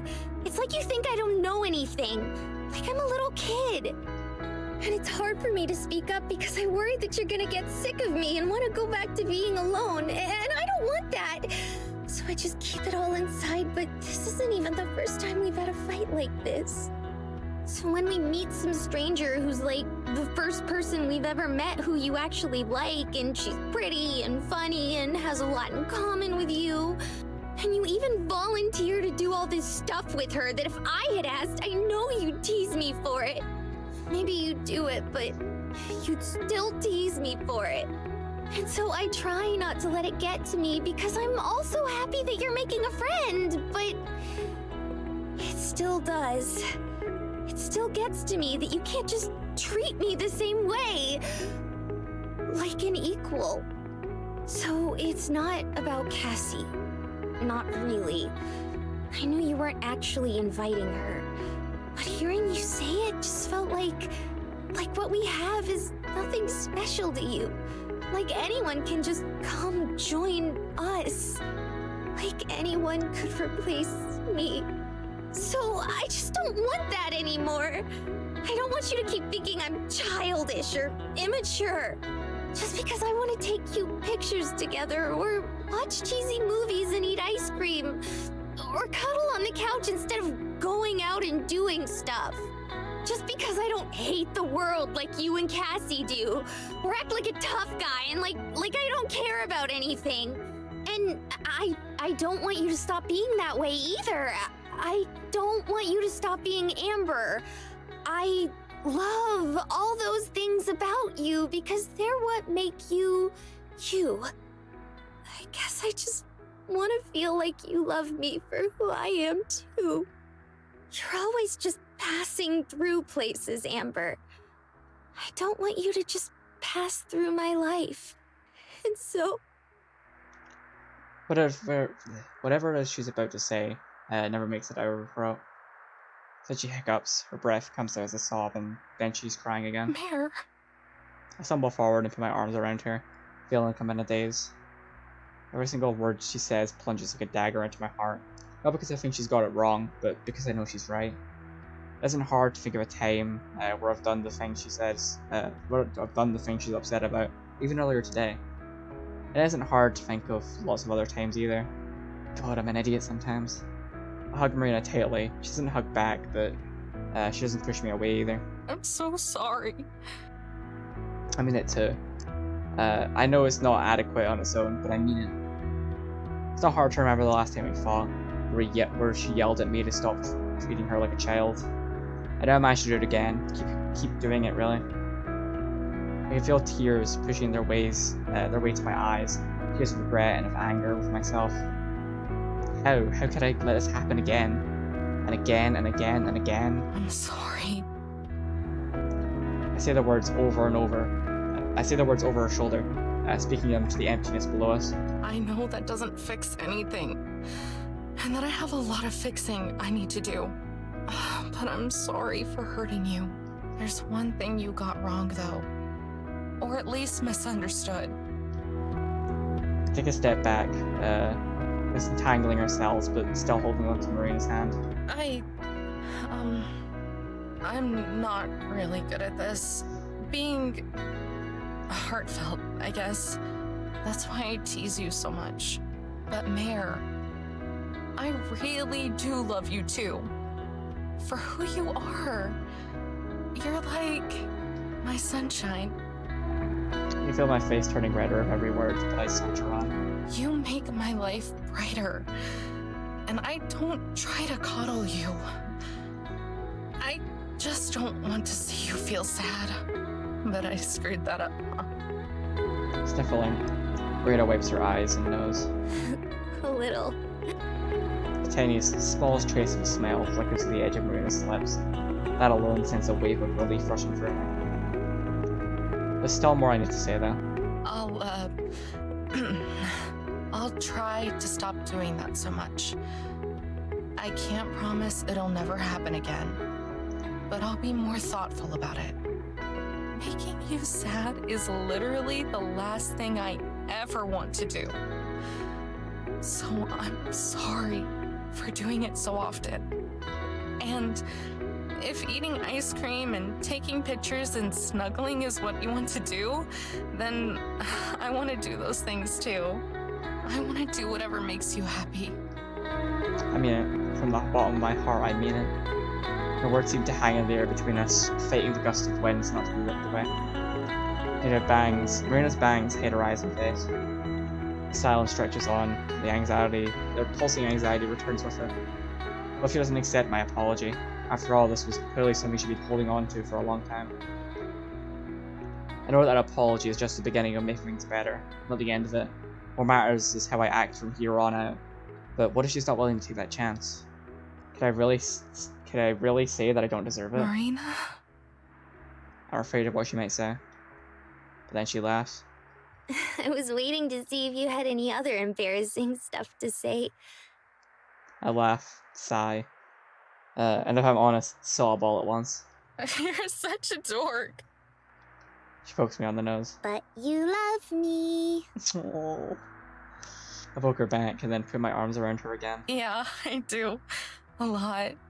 And hey, I really meant everything that I said. Sorry. And I'll do better. For real this time. Good. 'Cause I love you too. For the first time all day, Marina leans forward and kisses me. Then she pulls back and smirks. Seeing you cry too made it a little better. She nuzzles into me, and for a moment, it may as well be the only thing. It may as well be only us up here. It's starting to get late, and the sun is setting behind the Black Mountains. You know, there's not that long until the convention closes. Is there anything else you want to do? Distant, excited screams reach us as a roller coaster nearby plunges around a corner. Maybe there's one thing. She points to one of the rides close by that isn't the coaster. A sign advertises it as the Big Shot. It's where you get strapped into a seat, then free fall really fast. Let's go on the big shot. Are you serious? After all that, the first thing she could think about is a theme park ride. Catch me myself before I go down that rabbit hole. It makes her happy, then it makes her happy. That's all that matters. I've always wanted to ride one, but no one will ever go with me. And there's no way I'm doing it alone. But I'm sure my girlfriend, who loves me a lot, would want to join me, right? I'm sure she would. I let Marina pull me over to the short line to get on. There's a few people ahead of us, but the ride is short. We move at a pretty fast pace. Watch the current batch of riders get dropped, their screams being quickly sucked away by the wind as they fall. It's a good thing I haven't eaten much today. Are you sure about this? Was you mad or Amber? Scared? I'm not scared. I just don't get what's so exciting about these things. I might be a little scared. Well, you're gonna find out. They cut off the line just before we get on, so we'll be the first to ride in the next batch. Marina watches eagerly as the attendant straps everyone in and makes sure they're secure.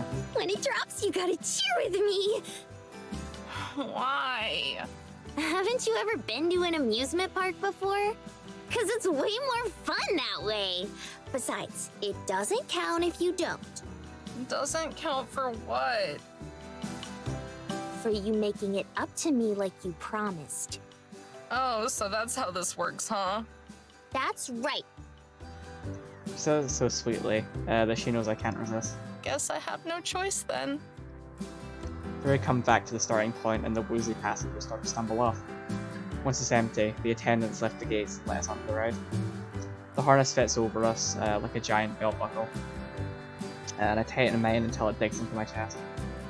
Then I hold onto the reins for dear life. Next to me, Marina wiggles with anticipation.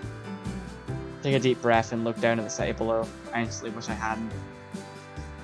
It's dizzyingly far away. The platform beneath our feet suddenly feels a whole lot smaller. The people far beneath us are like individual pixels on the screen, too small to really notice.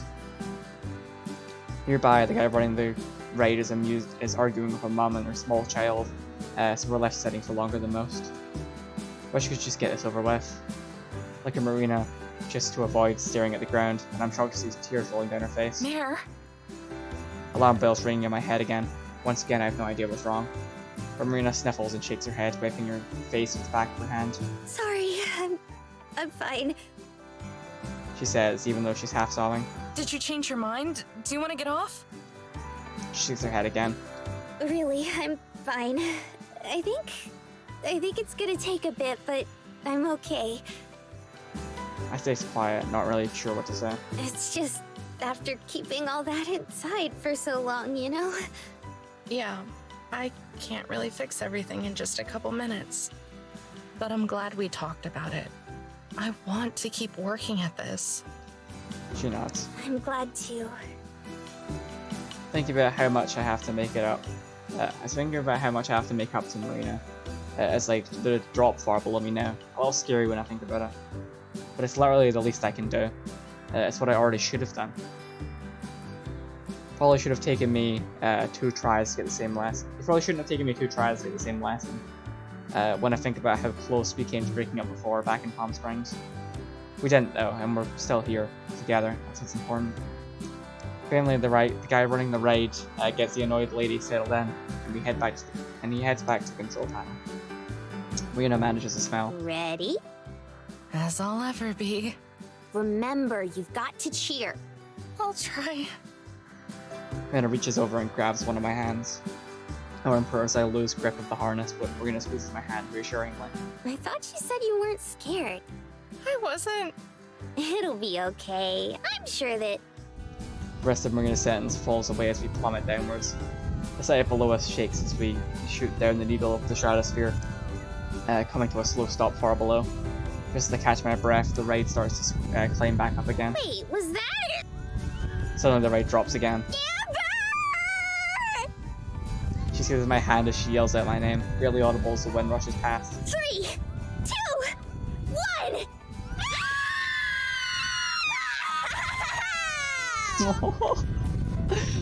It feels weird to scream my lungs out. I can't remember the last time I did. Maybe never. But it's kind of cathartic to try to put all the stress and worry from the past few days into my voice and get it out of me. Kind of cheers along with me. Seconds later, the raid slows down and starts to ascend again. And I look over and Marina's laughing. That was so much fun! Yeah, it was. More than I expected, even. As the raid comes to a final stop, I wish it could keep going. Thanks for coming with me. I'm glad you made me do it. Does this mean you'll try out new things with me more often? Yeah, I like that. As we exit the raid, my legs still shaking. We take one last look at the view. I try to see how Marina does, full of fun and potential. I remember feeling that way before when I was younger. It's how I knew Marina. It's how I knew Marina would like the lights the first time we came for the city. So when did I stop feeling that? I don't know the answer, but being up here with Marina now makes me feel like that's okay. Things can change for the better if I let them. I can change them for the better too. It's the least that Marina deserves, really. I wrap my arm around her, appreciating for the first time in a while just how much she likes to cuddle. Ready to keep going? Always. I head back down and return to the booth. This is the time for vendors to start packing up. Cassie already halfway through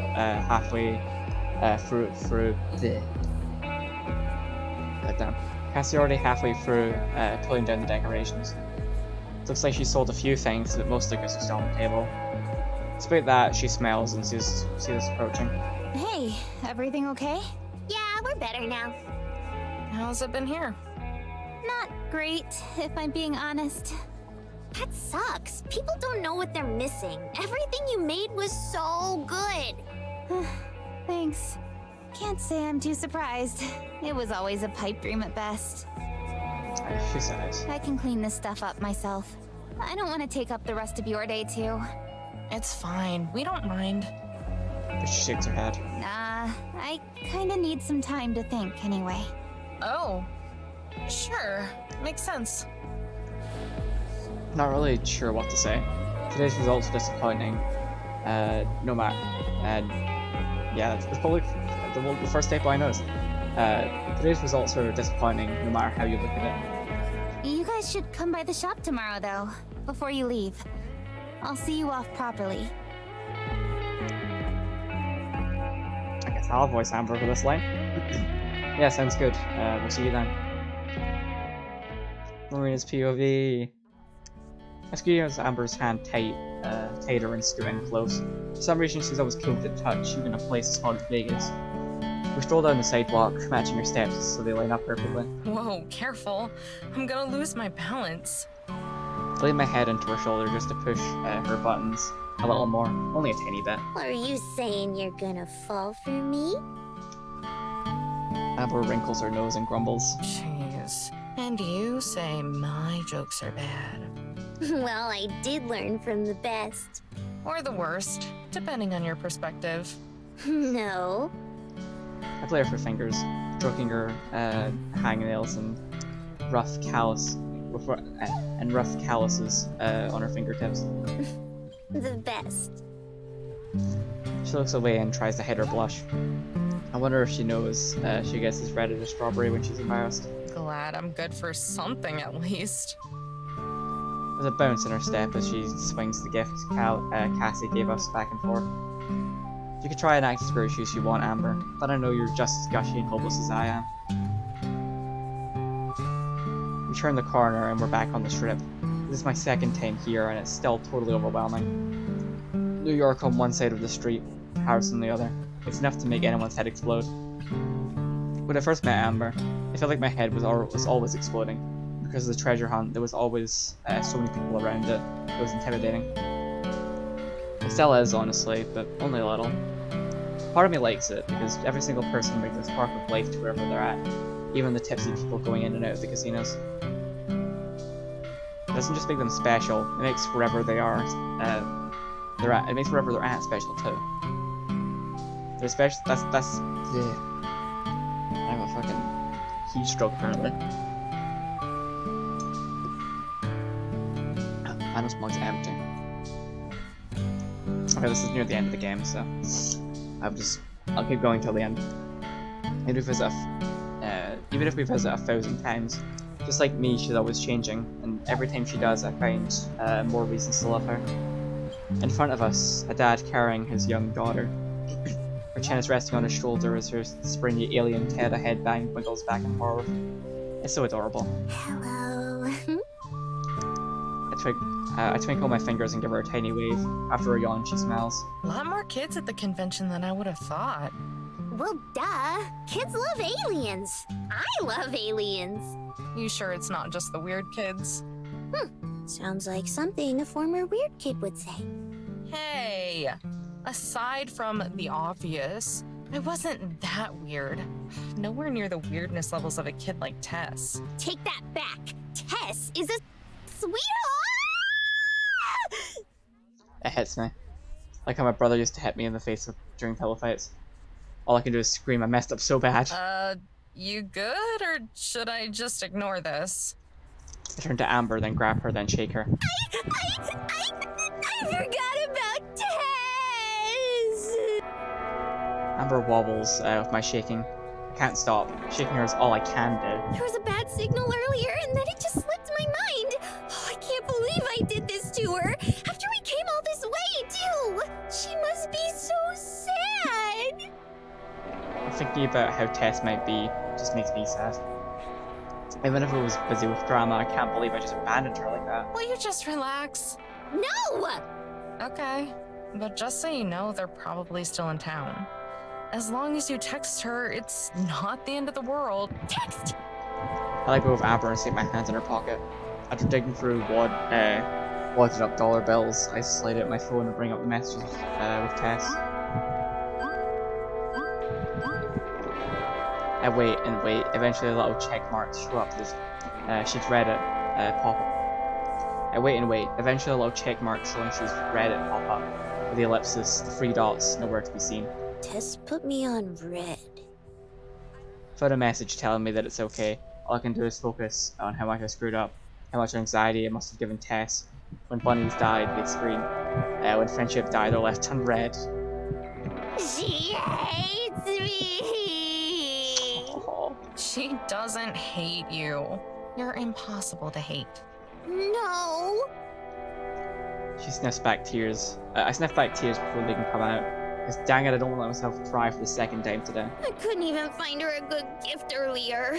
Even if I had texted her, she would still hate me for that. Tess isn't the type of kid to get bratty because she didn't get a present. For a girl who hoards old cassette tapes, she should know exactly why some objects are important. Babe, it's not about the present. It's about showing that we care. And think about how sad her life must be. Do you think she's ever had a good birthday? With cakes and candles and friends? I don't like assuming the worst about Joe and Mariah, but I don't. They do the best they can. That's why Mariah was after the license plate. But I think this is important for Amber to grasp. Things really are going to change with us. She needs to feel things without me telling her why she should. Amber's eyebrows wrinkle. She looks down, pursing her lips. No, I don't. It's She scratches her head and her boy's looking at me all flustered. not really something I have experience with, you know? Growing up with Gramps, birthdays were always just another excuse to go to some place we would have gone to anyway. Oh, I didn't know. I just feel awkward. Amber would have been in a situation like Tess is growing up too. So if you go for a life like that, I guess it's just something that didn't matter as much to you. Do we know what Tess likes? Besides license plates from stolen vehicles? Sunflowers. She looks surprised at how fast I answered. Like the plant? She ends all of her texts with an emoji of them. I think they make her happy. No one can possibly hate sunflowers, they're so big and bright. Just looking at them makes you want to smile. Tess notices details like that, so I think she must feel like extra hard. Well, I don't know what an emoji is or whatever, but sunflowers are pretty easy to grow. They're like succulents. Just about anyone with a brain can do it. She has a look in her face, the same look she would always get when we were strategizing about the next piece of the treasure we needed. Well, you've got a plan. I have an idea. Tomato potato. I'm just happy you care enough to think about it. I waddled over and wrapped my arms around her neck to bring her in for a hug. She doesn't push me back, but she also doesn't look thrilled. Give me some credit, Mare. I'm not heartless. And you're not brainless either. I bring her in closer and nuzzle against her cheek. Bring her in closer and nuzzle against her cheek. Probably hates it, and it's probably goofy. But hey, I'm allowed to be goofy. Come on. Tell Mare Bear what's going on in your head. We probably need to go back to the motorhome. My arms slide off her. Isn't it in the shop, though? Not anymore. Got the call a couple hours ago. It's all good to go. Maybe I'm psychic, or maybe I'm just suspicious of my own girlfriend. But I hope she's not going to take advantage of this in the way I think she might. Hey, don't use this as an excuse for an early checkout. I'm not. Jeez. We already spent the money. It'd be a waste. Even if the bed is too soft. Why do we need an RV then? Because I need to dust off my power tools. Oh shit. What's she doing? I'll notch the motorhome's door and keep it open so Marina can enter first. She climbs up the steps and immediately starts wiping away sweat. Ugh, it's so stuffy in here. It's because those jokers parked it in 100-degree weather. With a limp throw, I toss her the keys. She snatched them out of the air like a pro basketball player. Or a pro baseball player. Go turn on the engine so we can get some air circulating in here. I'll go dig out my toolbox. Okie dokie. She flies off to the driver's seat and begins the process of pulling everything out of various drawers and cupboards. My cherry red toolbox is more of a faded apple at this point. I suck in a quick gust of air and blow off a layer of dust. I disperse it into the air as a cloud of floating particles. I brush the rest off with my hand, my palm stained with the blood of dust bunnies. From there, I now have a pencil off the counter and open a drawer I haven't visited in a while. It used to be the junk drawer, but now it exists to store all the boxes that damn miners scattered around the desert. We snatched the gold out of them almost as soon as they were opened, but the boxes still remained. I take one out at random, then balance everything in my arms and drop them all. God, oh yeah, I'm having a stroke. I take one out at random, then balance everything in my arms and drop them all at the table. Marina hops onto the booth, staring at her knees and hands resting on her chin. Can you tell me now? You can't keep me in the dark forever. Sorry. I just wanted to make sure the miners' treasure boxes were sturdy enough before I embarrassed myself. They are almost 200 years old. Okay, so what are we gonna do with the box? First things first, you're gonna draw on it. I twirl the pencil in my fingers, then point it at her, ready to set up. She takes it, but with how she's inspecting it, she may as well be an alien seeing a spoon for the first time. I don't get it. You said Tess likes sunflowers, right? Loves them. She's really gonna make me get all sappy and say it, huh? Well, I was thinking, what if we did up the box all nice like? You can draw some pretty sunflower designs on it, then I can carve them out and sand it off. I was taking woodshop up until last year, so it's whatever. She stares at me, blank-faced. The AC kicks into gear and the fan starts circulating air for the motorhome. Ugh. She must think it's a stupid idea, but it's the only thing I've got. We can go to a nursery later and get her some sunflower seeds. For growing, not eating. There might be a book on how to take care of them, too. Marina continues to stare. She can use the box as a pot to grow it in. Or not. It'd be up to her. I just thought it might mean more to her, since they were after the treasure, too. and stuff. I can feel the blood starting to reach my ears while the rest of her face lights up. The rest of my face heats up. She's still staring, still hasn't said anything. It's making me extra anxious. Can you just say something? I'm going out on a really embarrassing limb here. Sorry. I'm just surprised, I guess. Her gaze drifts down to the box and frowns. That's really thoughtful. She can say that, but after everything that's happened today, I have a hard time believing there's no underlying meaning. It is a thoughtful gift. Maybe that's where the shock comes from. Did you not think I had it in me? I know you do, but sometimes I just need reminders. The little pang of guilt scrapes the inside of my chest. It hurts, it really does. I don't even know if I had hurt her enough to wound her trust in me so severely. Part of me was frustrated, maybe even a little resentful. I know I messed up here and there, but I didn't know I was actively doing it. I wish we would have talked earlier. The universe could have given me some sort of sign that I wasn't being the best girlfriend I could. But crying and running into each other's arms is all just talk. I'm going to take action to set things right. A lot of it. I'll be better. I promise. She rests her hands on the top of my dirty one. Her smell isn't bright or cheerful, or the manifestation of sunshine I always thought it was a month ago, but it's real. It has room to grow bigger. You already are.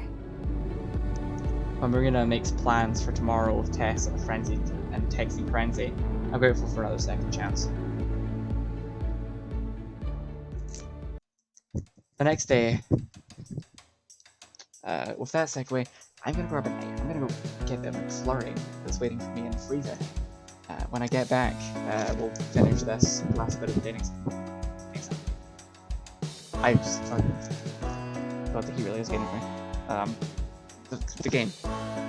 I just looked up, saw the fucking Cow Sim stream, and I'm thinking about the fucking script I need to write. Anyway, I'll be back in a minute. Don't go anywhere.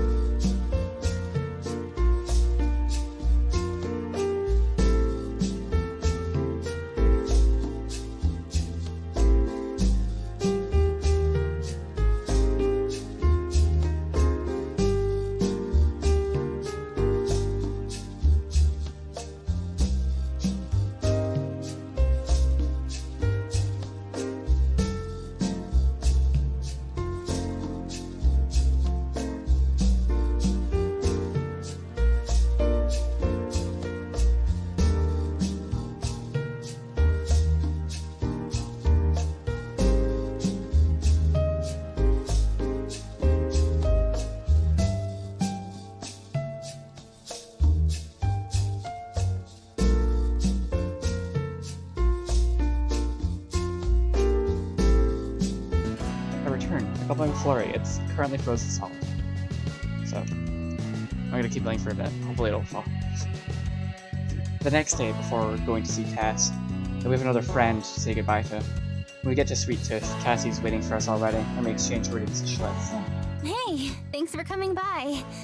Sorry I wasn't really in the mood to talk last night. It's fine. Yeah, sorry for being weird too, by the way. Yesterday was kind of crazy. I thought something might be up. Sorry if I ever made things uncomfortable, you know? Marina waves it off. It's okay, everything's cool now.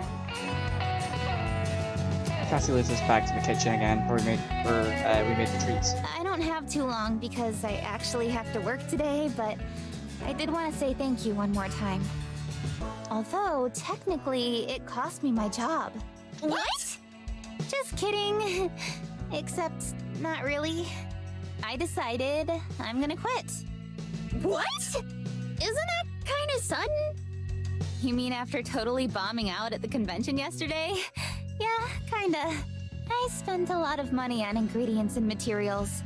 I'm gonna be eating nothing but ramen for the foreseeable future. but I decided I can't give up. Just because it didn't work out the first time. That's what I've always done. If I'm not good at something right away, I just quit. That lifestyle hasn't exactly worked out for me so far, though. So I'm gonna keep giving it my all for as long as I can. I might start traveling more, too. You two will make it look pretty fun. It's been a good time so far. That's cool. I'm glad to hear you're gonna make a change. They're gonna miss you around here, though. For sure. Oh, totally. Honestly, they'll probably be out of business in a week without me. But staying here would only prolong the inevitable. No sense staying on a sinking ship when there's a lifeboat, you know?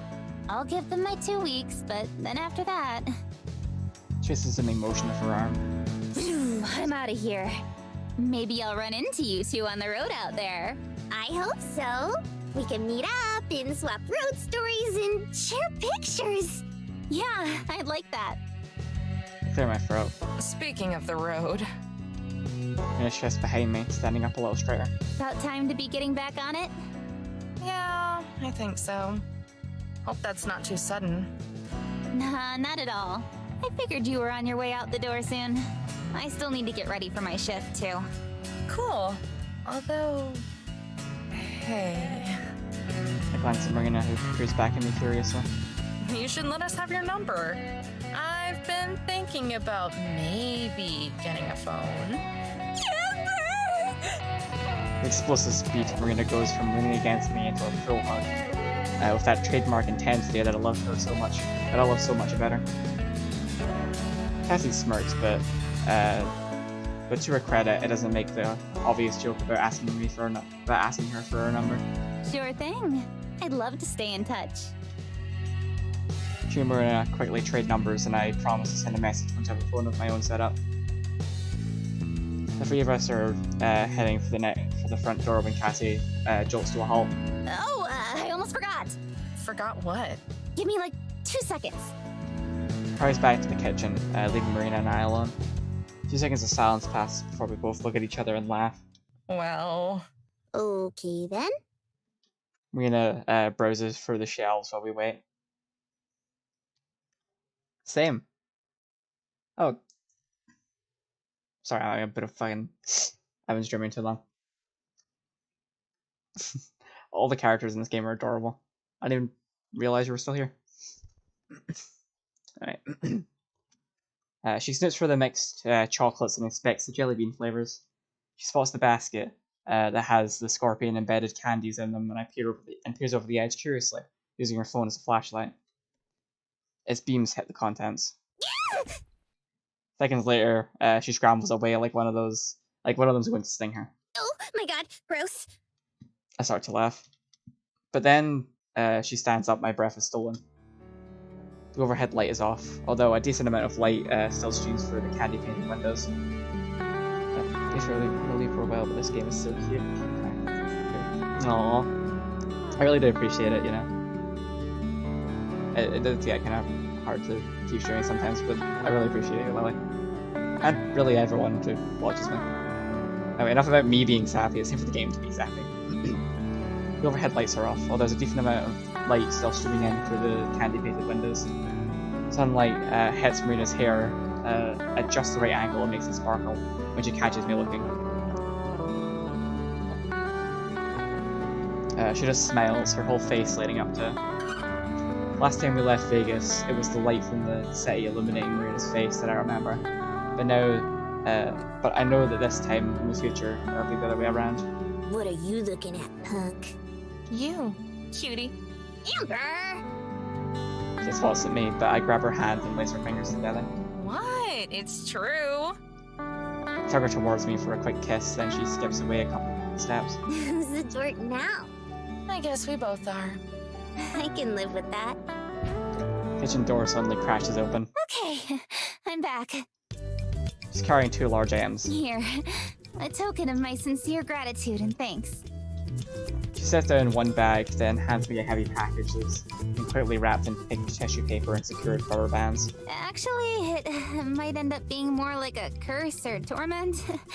Go ahead and open it. I hand the gift to Marina, who greedily grabs it with claw-like hands. She shreds through the paper, leaving confetti-like scraps on the ground, nearly drops the whole thing in the process. In seconds, she's fully unwrapped the present and holds it so we can both see. It's a glass bottle with red and white stripes like a candy cane running up and down it. The liquid inside is a muddled colour that I can't decide if it wants to be pink or not. Off the vine, peppermint wine reads the label. I'm horrified. But to Marina, it looks like Cass may as well have offered her another piece of gold. This is for us? Yep, a farewell gift. Fair warning, it's been sitting in the back for God knows how long. Boss brought it in for some promo event forever ago. But anyway, it's wine, so isn't it supposed to get better with age? Or something like that? Something like that. I'm dubious of wine to begin with, and the idea of adding peppermint just makes it sound even worse. But Marina is clearly dying to try it, so I'm sure I'll end up drinking some later tonight. Here, this will make it a bit less obvious. She hands Marina a Sweet Tooth branded shopping bag, made of heavy paper with a handle. Also this. Second bag she passes to Marina is a plastic sack of absolutely full of gummy peach rings. You're a saint, Cassie. I don't know about that, but you're welcome. Marina places both her new treasures in the bag that Cassie gave her. Thanks for everything. Pleasure's all mine, believe me. You two have given me a lot to think about. We step out of the front door into the sunlight. Cassie follows behind Marina and I. She locks the door behind us. Finally, we've reached the hardest part. The part where the three of us stand there, nobody knowing who should say goodbye first. I take charge and clear my throat. So... Yeah, so... It was good to see you again. And it was really nice to meet you, Marina. It was nice meeting you too. Sorry, I was such a downer at first.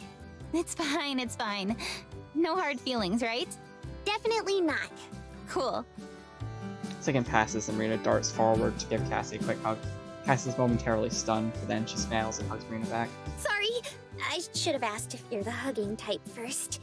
It's cool. I am. We separate and then Cassie faces me. I'm not the hugging type.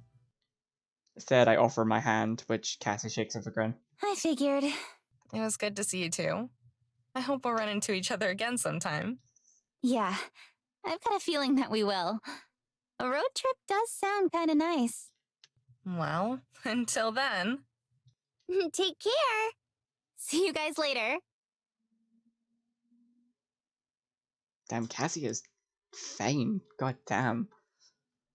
Cassie waves as we start to walk away. She keeps waving. When we cross the road and look back, she's still waving. She waves until she's out of sight. A moment later, I double back just to check. But she's already gone. Intense knocking. Jess! I'm so sorry! Jess! Amber shuffles around me. Her voice is like a whisper. I think she's trying to make up for all my crying. Babe, you're making a scene. Didn't Tess message you last night and say it was okay to drop by? Yeah, but that doesn't make forgetting about her right.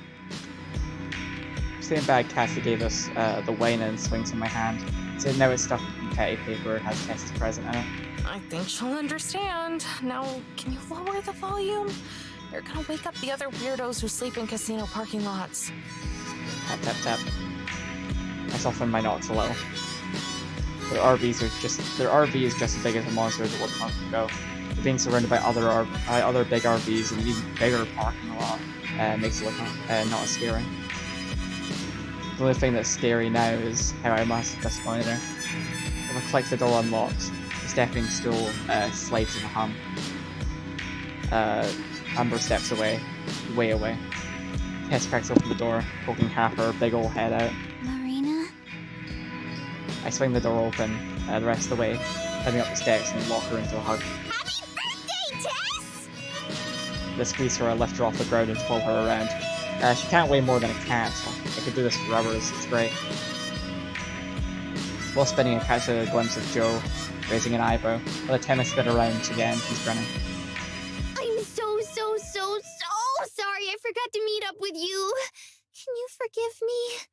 You mean you really didn't forget on purpose? Huh? Why would I ever do that? That'd be such a mean thing to do on your birthday. I plop her back down onto the ground. She looks away as she comes up, as she comes out with words to say. I'm freaky. Maybe I scared you. What? Who made you think that I will kick their butt up and down the strip? You're way too nice, sweetie. But I wanted to make sure I saw you at least once. Tess has never really been expressive, but that's okay. Because we're all different. Her eyes look like they're shining as she stares up at me. She rushes back in for another hug. No one. Thanks for coming. Usually she's pale, but right now her face is looks pink, a little puffy. It's new, just like the dog tags necklace she's wearing. Kids really do grow up fast. What's that? She breaks away and points to the bag in my hand. Oh, you interested? I dangle it over her and tease. No kid can resist presents, not even Tess. It might be a little something for you. Might. That's okay. You don't have to lie. Wait, no! They're actually your presents! I mean it! Her eyes get huge. She notices, I think she notices she was staring. Because after a couple seconds she looks away and her pink cheeks get even pinker. You don't have to lie. Come on now. Tell the kid the truth. You really brought those presents here for me. Ah, Joe, you're great. But I barely even know you. Oh, that's gonna leave a mark. I smile at him, just a little teasing. Sometimes you can tell someone is a good person just by looking at them. Like with Amber. And I think Joe's the same way. He gets brownie points for looking after Tess, at least. They both lean in for a quick hug. I can tell he's trying not to squeeze me too tight, but his muscles still somehow squeeze through his baggy jumpsuit. It's good to see you, Joe. Nice to see you too, Marina. It's been a minute. Amber not with you? I point my thumb at the door. Oh, she's just outside. I whisper, don't want her I whisper, don't want her hearing me. Just a little nervous, you know? Am not. Amber yells from outside. Oops, guess I wasn't quiet enough. Ah, I think I understand the situation. Joe walks over and sticks his head out the door. Relax, it's safe. Mariah's AWOL right now. She never came back last night. Oh, thank God. Aren't you worried about her, Joe? She's like a cat. She'll come back when she's hungry. Amber stomps up the steps and gives a relieved sigh. Hey, you guys. I hope we aren't interrupting anything. She drops my heels. She drops my heels at my feet and puts her arm around me. Dang, she's smooth. Nah, you're fine. We're just winding down after the convention. You ladies win, right? Sure did. Got to smell every type of nerd under the sun. Amber's hand drops down to wrap around mine. It was a good experience, though. We both smile. And if it wasn't for the fact I'd be really awkward for the other. If it wasn't for the fact that it'd be really awkward for the other two, I just keep staring into her eyes. Speaking of the other two, Tess is just standing here now. She always gets left behind in these conversations, so hopefully she'll feel left out. Nudging Amber, I glance at her, then Tess. Her, Tess, her, Tess. Get the picture, Amber. She finally gets the idea and looks down at her. Amber isn't even that much taller than me, but when Tess looks up at her, it reminds me of Jack and the Beanstalk. Sounds is almost as awkward as they are. So, Yes? what did you do? Where? At the convention? I cried. Oh, Oh. Happy birthday. oh my god, I have to stop Tess. Cried? Does that mean you didn't have a good time? I crouch down to meet Tess again, but this time I'll boop Amber out of the way of my butt. Seriously, she has no idea how to talk to kids. I felt a lot about a little. I looked at Joe for answers, but Amber has already beat me to it. If anything happened out of this precious animal, it would be heck to pay. Heck. Translate. We both did a little growing up. That's all. That doesn't sound like a good time to me. Alrighty! All three of them jump back a little. Maybe I should have used my inside voice. That settles it. Me and you are gonna go do something fun while we open your gifts. Just a moment, I gotta kick my door shut. Kick. What did I just kick over? Okay, it's been a fan. Look, I live. Neck is back in place. Tess tilts her head. Just us? Uh-huh. Only as long as you want to. She nods her head so fast I'm scared I might roll off. Is that okay, Joe? We won't go very far, just along the strip. That's all fine and dandy to me. Treat her to a better time than I could, will ya? It's a deal. If Amber had more than 2 eyebrows, she would be raising all of them. What a worrywart. Please. She grumbles, or grunts. A gruntle. Please. Another gruntle. Closes her eyes, her forehead is pulsing with a heart that had too much coffee.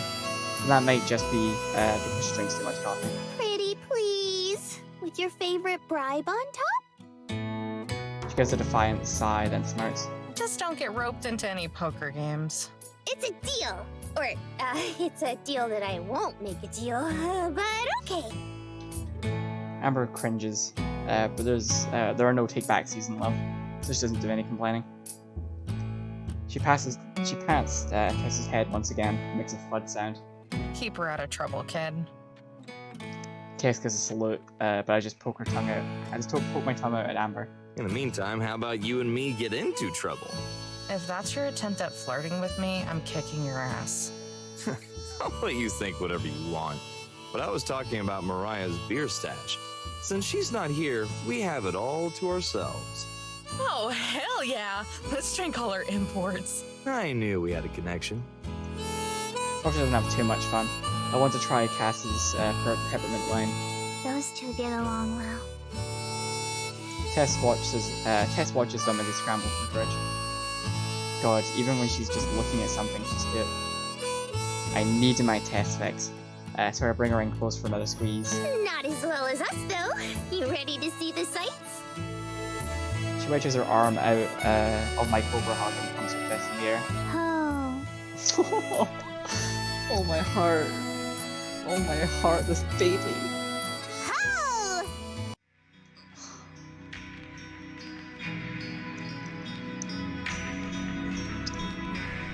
As an unrelated note, I left to get this flurry out of the fridge, and the spoon is still stuck in it. I think it's frozen solid. There we go. That's not a eatable steak. Anyway, nothing's going to Me and Tess stop underneath one advertising sushi place. The window is lit up. It's so pretty, like Christmas in the desert. Ooh. We walk a little further and stop under a green sign. This one's for me here. Ah. A group of friends around my age stare at us and snicker under their breaths while walking into a theater. What do they know? Vegas sure is pretty, huh, Tess? Mm-hmm. And everything is always open. Back home, all the stores closed at 5. Same. Not that there was anything to do except go to youth group and pretend to have fun. Youth group? Is that a gang? It's just not it's just not possible. No one can be this adorable. What I'm pretty sure is the millionth second time today I dragged Tess into a hug. She's nothing but skin and bone, but she's somehow soft. She's such a mystery. Nah, you're impossibly cute. How do you exist? I don't know. No one knows. It's a very existential question. But an honest one. Oh, you're so cute I could just eat you up. That's cannibalism. Even if it is, she keeps letting me hold on to her. Every blink, only blinking. While I continue to squeeze, twirl, and hug. So, Tess, So, Marina. where do you want to eat? Why? Because it's your birthday, duh! You need to be treated. I see. Tess puts a finger to her chin with like a wise sage. Sis showed me some buffets we can sneak into. How about we get food through not scary legal ways, okay? What are you teaching this child, Mariah? Why do you corrupt your fragile mind like this? No money. girl, I got you my treat. Thank you for your pity. It's not pity, silly. I'm doing this for the same reason we got you a gift. You're my friend, and I care about you. Friends. She says it like the word is new to her. For her sake, I hope it's not. That's right. There are tons of places to eat around here. Do you see anything you might like? Tess spins around in a circle, stopping right where she began. Option paralysis.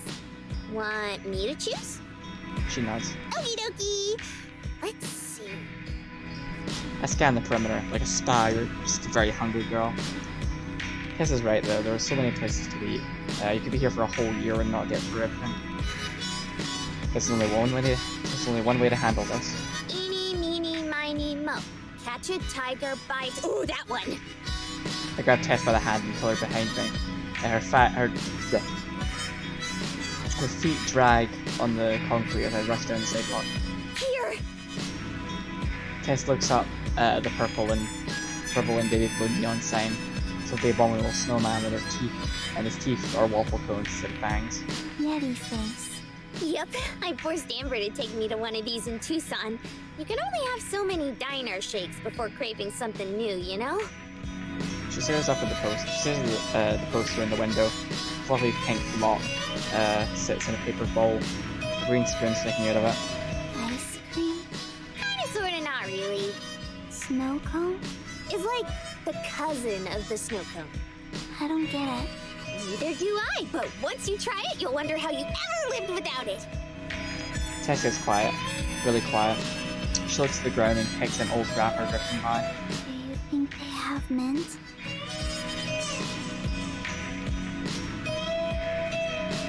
On your mark. It's on the edge of the bench. Get set. Tess grips her spoon. I bring the bowl closer to me. It gives me a speed advantage. Go! We plunge our spoons into the flaky snow. Tess digs out a spoonful that Maine looks like it's holding as much as a shovel could. With my mouth so wide, a train could run through it and chomp down on the spoon. Tess slips her between her lips. A creamy strawberry flavour takes over my entire mouth. All I want to do is savour it. But there's a contest to win. Tess is already driving in for another spoonful. Drat. Time to use my trump card. Pick up my pace before she's even done chewing. I have my own spoonful in my mouth. It's a special skipping technique. Come on, come on, come on. How long is it gonna take? It happens. Yeah! My head feels like it just hit with a snowball. This cold would even be too much for a polar bear. Tess winches and clutches her head. It was close, almost like a photo finish. I win. It's hard to celebrate when there's a blizzard in your skull, but I still pump my fist in victory. She's hindered hurt, but I can't tell if it's because of the pain in her head or the pain in her heart. That's okay. Just means you have more brain to freeze than me. The size of Antarctica? Think bigger. Like Alaska. Baby. Whoa. Everyone's so cute, my god. Only half joking too. This is pretty smart. I'm happy she's still silly enough to do brain freeze contests with me. Amber always seems like a turtle. So, how is it? Tess's treat isn't aqua green. Honestly, it sort of looks like toothpaste. It's more like snow than ice cream. Uh-huh. It's flaky but still melts. Uh-huh. I like it. Yay! I knew you would. How's yours? Delicious. Wanna try?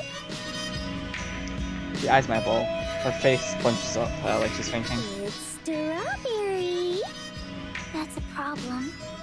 I've never had strawberry flavor anything before. What? She flinches. I almost rock out of my seat and into outer space. That's crazy. You have to try it now. It's almost as good as chocolate or s'mores.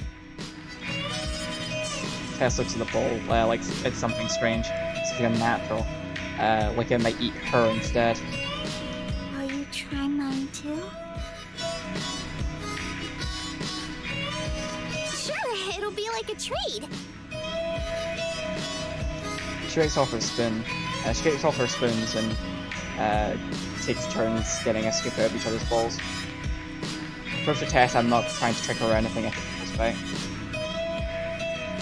On an unrelated note, the floor is finally warm enough to eat, and I am going to unlock a special technique.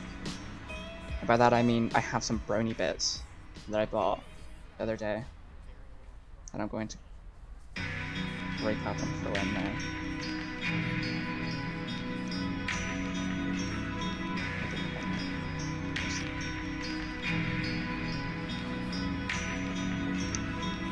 Hold on, it's concocting.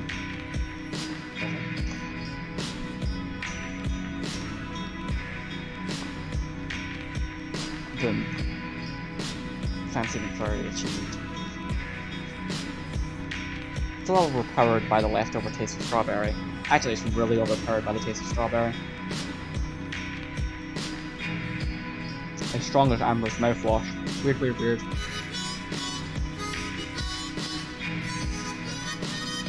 Self-voicing disabled. Yeah, please. I don't know what I just pressed, but turn it off. Unless I'm not trying to poison her. Tess eats it. Eats hers. Her face puckers. It's very sweet. Who realized how these would mix? Oops.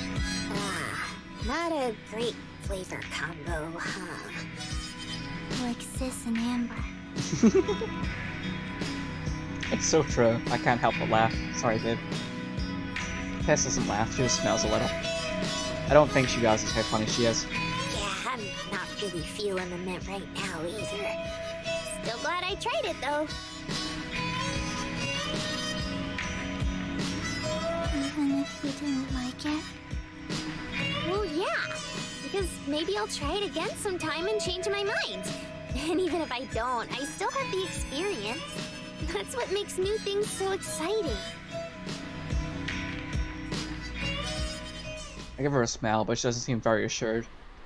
She grabs her necklace and doesn't let go. New things make me nervous. I can't blame you there. When I left home to go treasure hunting, I was crazy nervous. Anxious? I can't tell.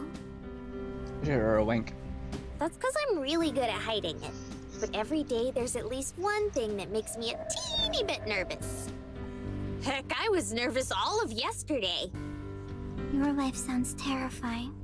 I don't know about that. Maybe a little uncertain, and that can be scary. But I think that's all the more reason to face them head on. Even if all this gold is a lot of uncertainty. Things like, what am I going to do for the rest of my life? Or whether me or Amber are going to be okay a month from now. Are always going to follow me. But I'd rather be certainly unsure than unsure if I'm certain. I love my family a whole lot. But back in New Mexico, I felt cramped, squeezed, suffocated. Yes, that one.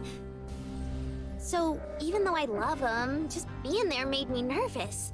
It felt like things would never change. Like I would never change. As patiently nomped under snow cream while listening. My own bowl is starting to get a bit too liquidy for my taste, so I take a few more bites. On the other hand, my mind would get all foggy when I thought about leaving.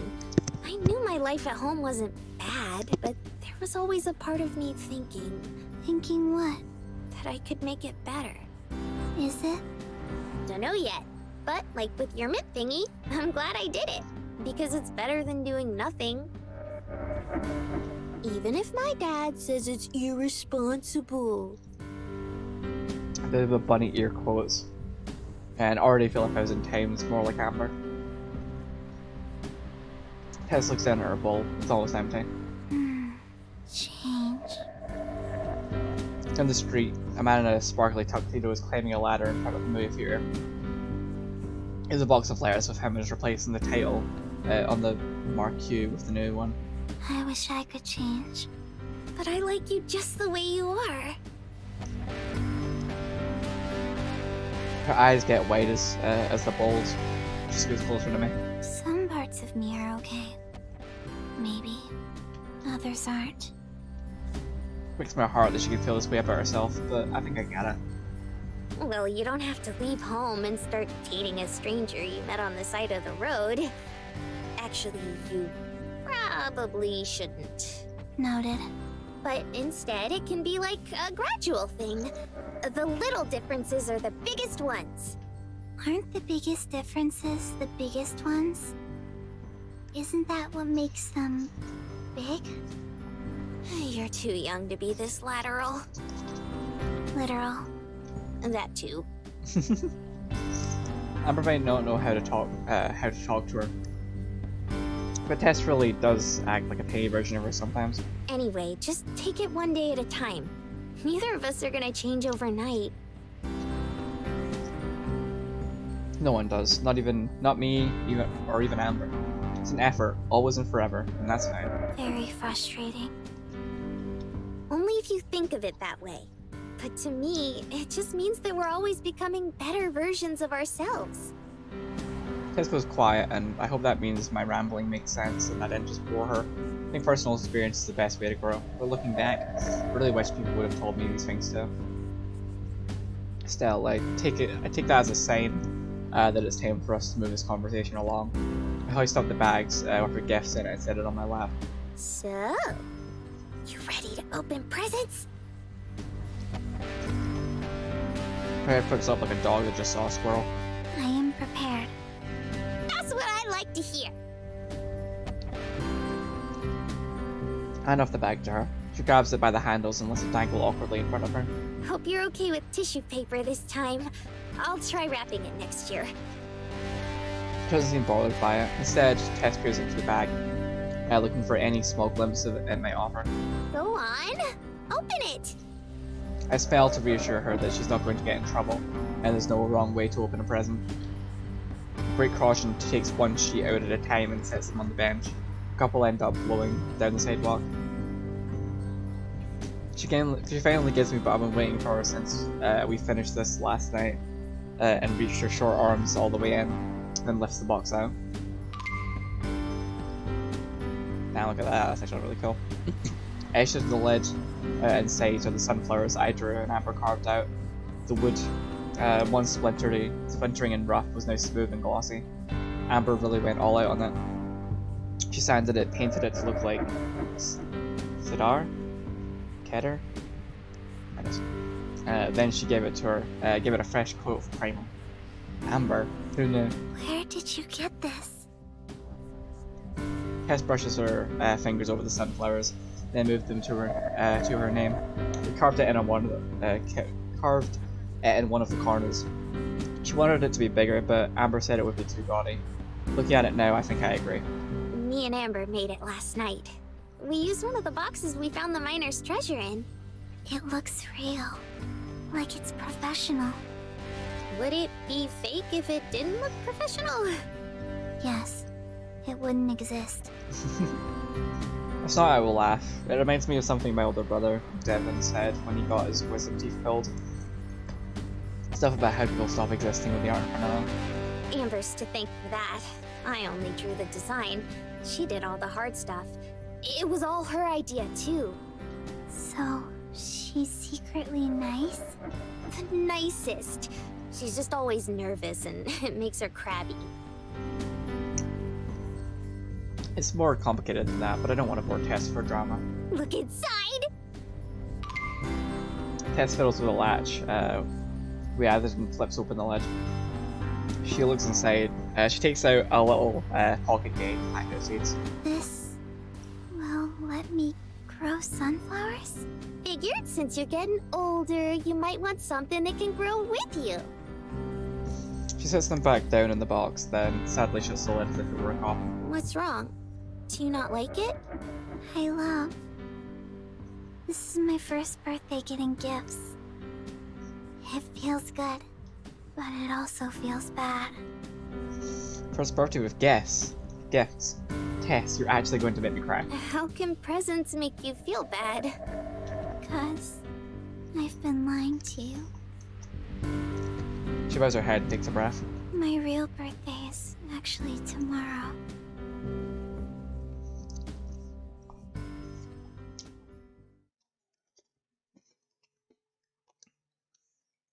It's peaceful within the trio's RV. Not a creature was stirring, not even a louse. Joe rested in his favourite spot on the couch. The cushions arranged just how he likes them. Not far away, Tess started with a small smile as she read through Maria's most recent texts. Serenity and quiet were rarely found in a place like this. That silence was about to be shattered. Wake up, you slackers! You've got work to do! Joe hadn't even finished being kicked open before Marina began shouting. She strode in with the self-confidence that only alcohol can bring. From one hand dangled two-thirds of a six-pack, from the other a big bag of junk. Both rattled, she slammed them onto the table. Where have you been? It's been an entire day. The girls were pulled down over his eyes, blocking sunlight. The rest of the world, to his vision. As long as he didn't remove them, he could pretend that Marina was just a disembodied voice and not really there. Tracking down all the spots in Vegas that give out free booze? Where the heck did you sleep? Dunno. Woke up in a bathroom at the Bellagio. Ugh, you're a real Renaissance woman, Mariah. I didn't know they sold beer at the swap meet. Don't gotta tell me twice. Here, I found this junk for the squirt. Sounds really sentimental.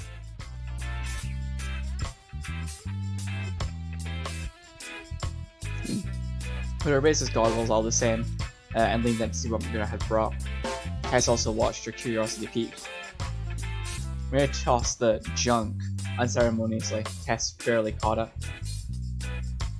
She sat it down on her lap. Took a moment for her to register what she was looking at. A glistening strip of metal with its letters fresh and legible.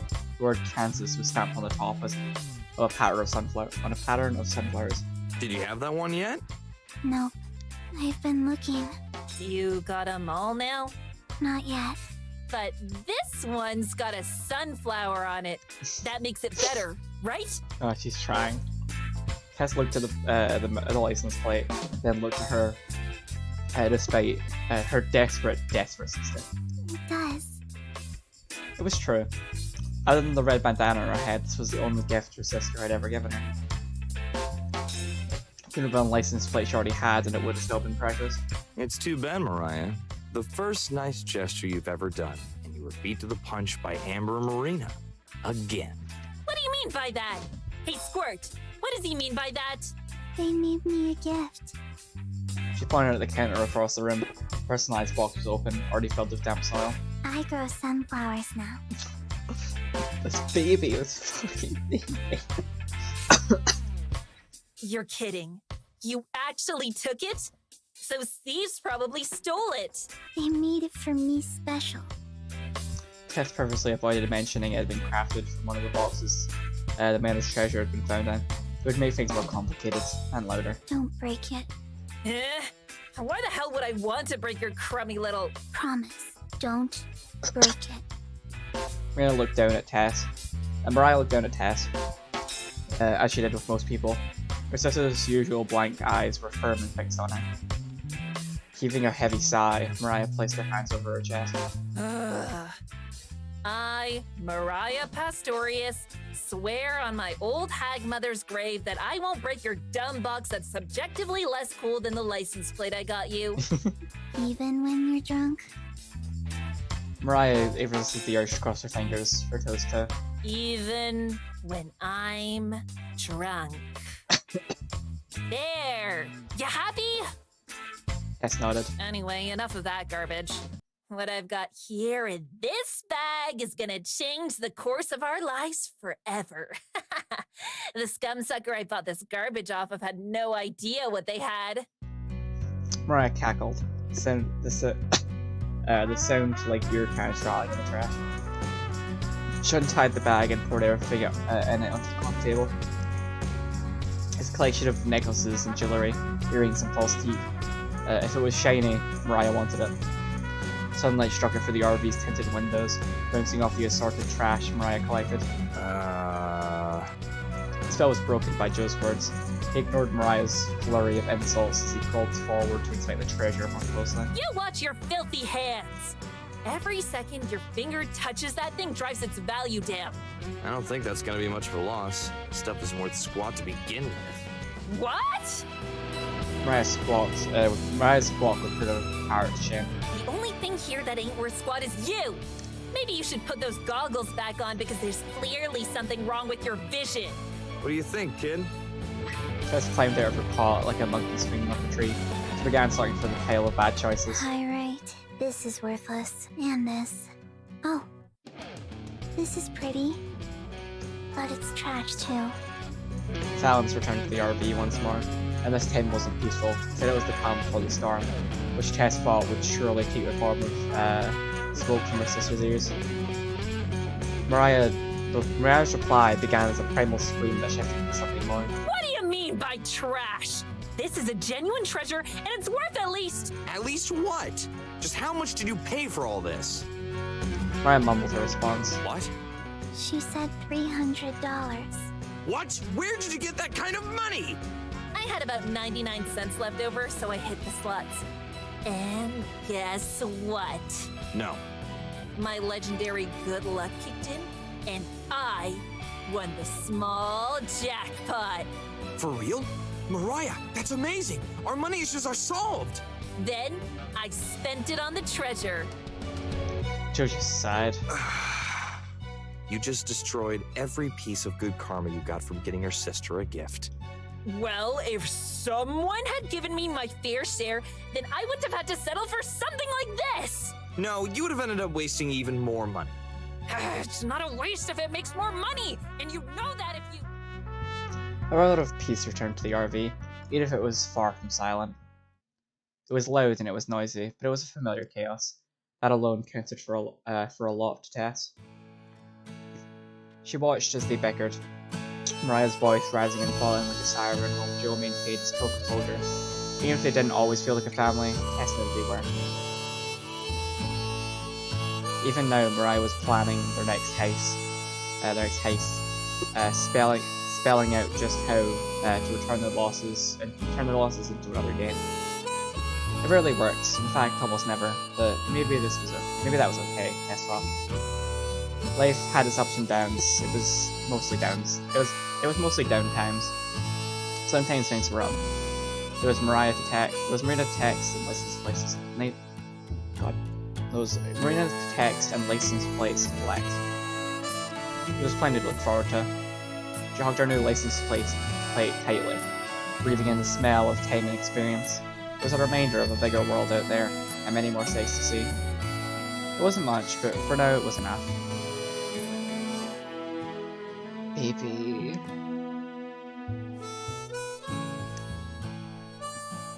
I still can't get over the fact that this thing has a keyboard on it. It's like a tiny computer. Wild. Babe, please. Phones haven't had keyboards since I was in middle school. Huh? Why'd they stop? This is cutting edge stuff. I thought the clamshell phone open and shut. A number pad on the front and a keyboard on each on the side. Each with a corresponding screen. 2 screens. Well, if you've been listening to cassette tapes all your life, I guess it would seem like it. She gives me a smile that's brighter than any of the lights outside the hotel window. Combined with the rare sight of her hair completely down, it was seeing a whole new Marina. I'm happy you like it. I sink back into my chair and pray that my face is only getting red because of how much of Cass's terrible peppermint wine I've had. Between that and the depleting Mariah beer stock, I must be a bigger heavyweight than I thought. Yeah, well, it was about time I got one. Stubbornness for the sake of stubbornness just makes you lose track of the important things. Oh, so you admit you were being stubborn. Marina's eyebrows bounce up and down. She wriggles closer to my chair, her glass of wine sloshing right in her hand. Don't give me that. I confess up to my mistakes when I feel like it. She giggles. It's genuine, and it's a relief. Speaking of mistakes, That genuine smell dissolves into genuine distress. can we talk about how your phone looks like it was bedazzled by a homeschooled 12-year-old? That's a mean thing to say about Tess. Oops, sorry, Tess. I meant homeschooled 10-year-old. It's true though. Craft jewellery and plastic gemstones have been glued to it with a paste mixture. For what I can only assume is pixie dust and glitter. But calling it Dad is a bit harsh. It's barely noticeable. It's not that bad. Has character. Besides, your phone is all girly too. My phone is cute. This one just A grimace casts her face in a shadow. disturbs me. Be as disturbed as you want. I'm as much of a bargain hunter as I am a treasure hunter, and this thing was a steal. I know her phone would have cost way too much. We already had to buy a new one for Marina a couple weeks ago. So I get the vibe the staff at the store was sad to see it go. They brought it out on a throw pillow. Like they had a shrine in the back for I it. guess I'll just have to count my blessings and take this as a victory for now. Oh, whose victory is it? Press the big circular button on the front and the flash goes off. When my vision settles, Marina's pupils are big, or as big as her head. What? New wallpaper. In celebration, I give the phone a little shake. A shade of pink sizzles across her face. She lunges at my phone and stops herself when she realizes her wine is starting to spell.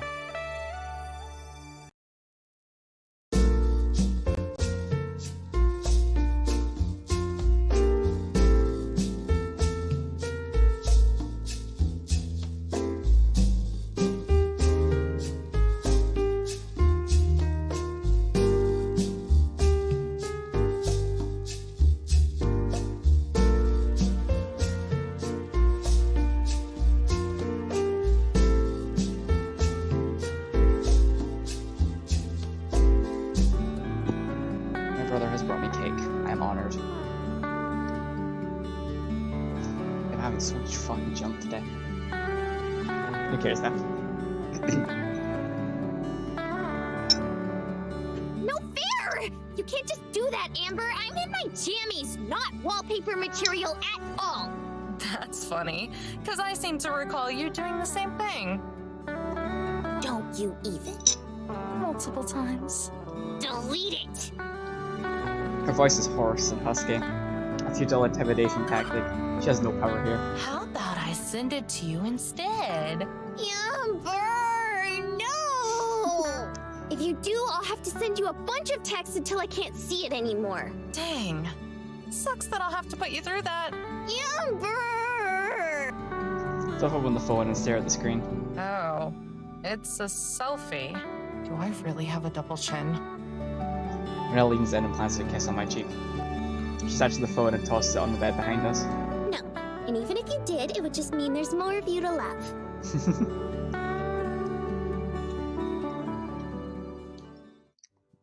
Adorable. Finishes her little gambit by sliding onto my lap. Don't tell me this is her plan all along. The chair is only for one person, but it's big and cushy enough to fit the two of us. Most of the furniture in this room is.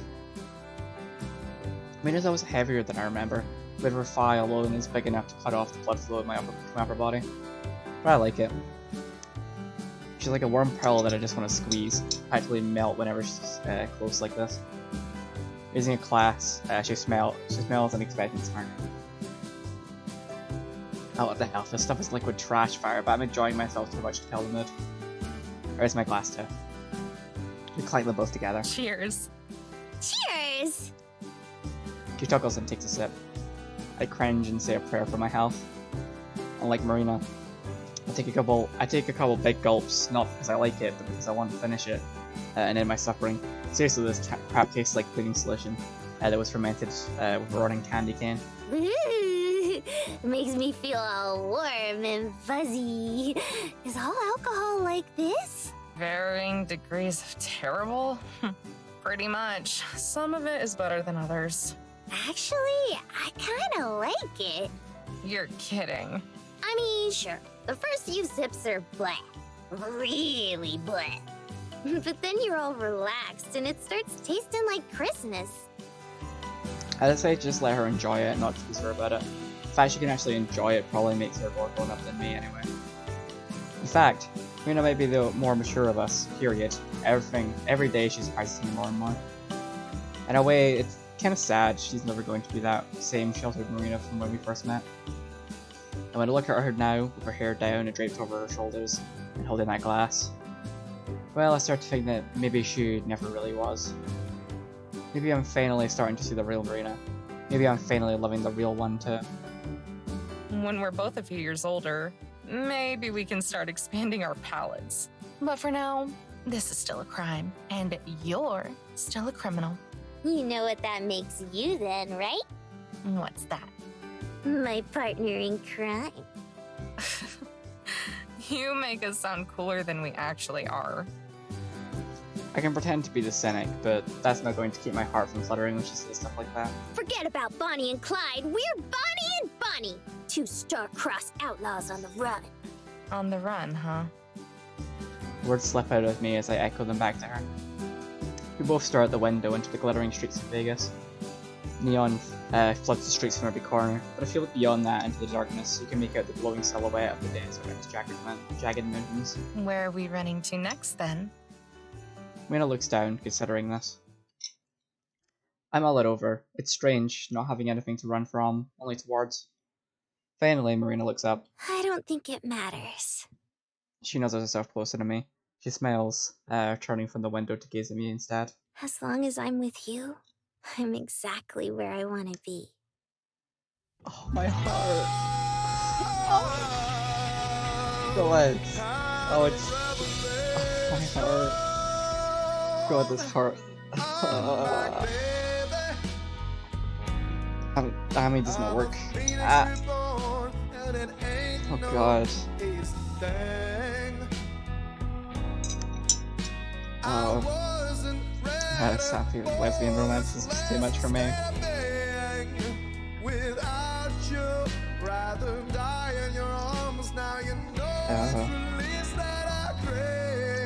I'm not even sure how to feel now. I absolutely adore this game. And I finally finished it. And finished the DLC.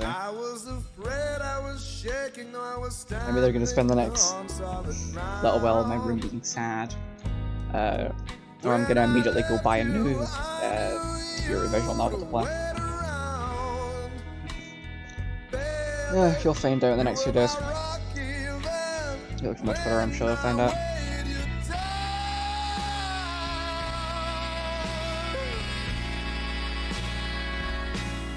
And just not that many people playing. There's not that many people in the credits. I just eat my cake and watch the credits go. A moment of silence, if you will, after a few dear viewers.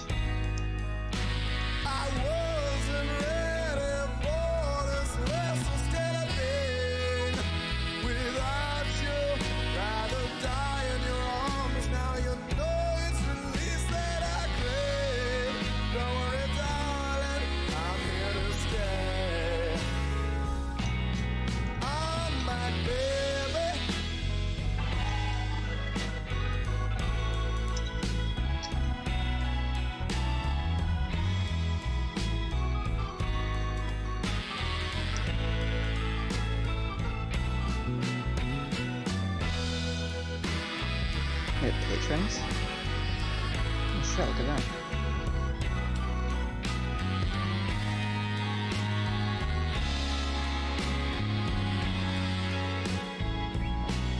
Can I say I missed you, baby? Picnics underneath that bone tree. Has a lot of names. I mean, hey, they all made this game possible. For that, I find God, this game series. This game fucking melts my heart.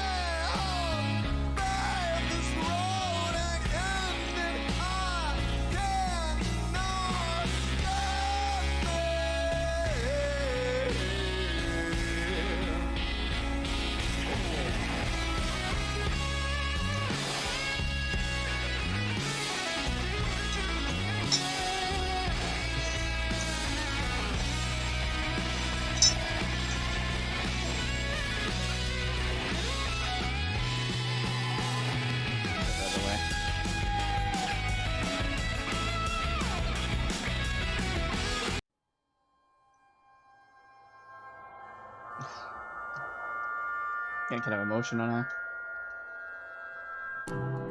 Last time I'm ever gonna... it's probably not the last time I'm ever gonna look at this. It's the last time we'll do it on stream anyway.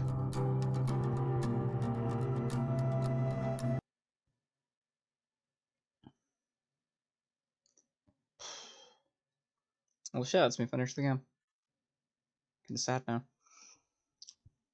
Anyway, for those who kind of popped in during the streams, they're just coming on this little adventure with me.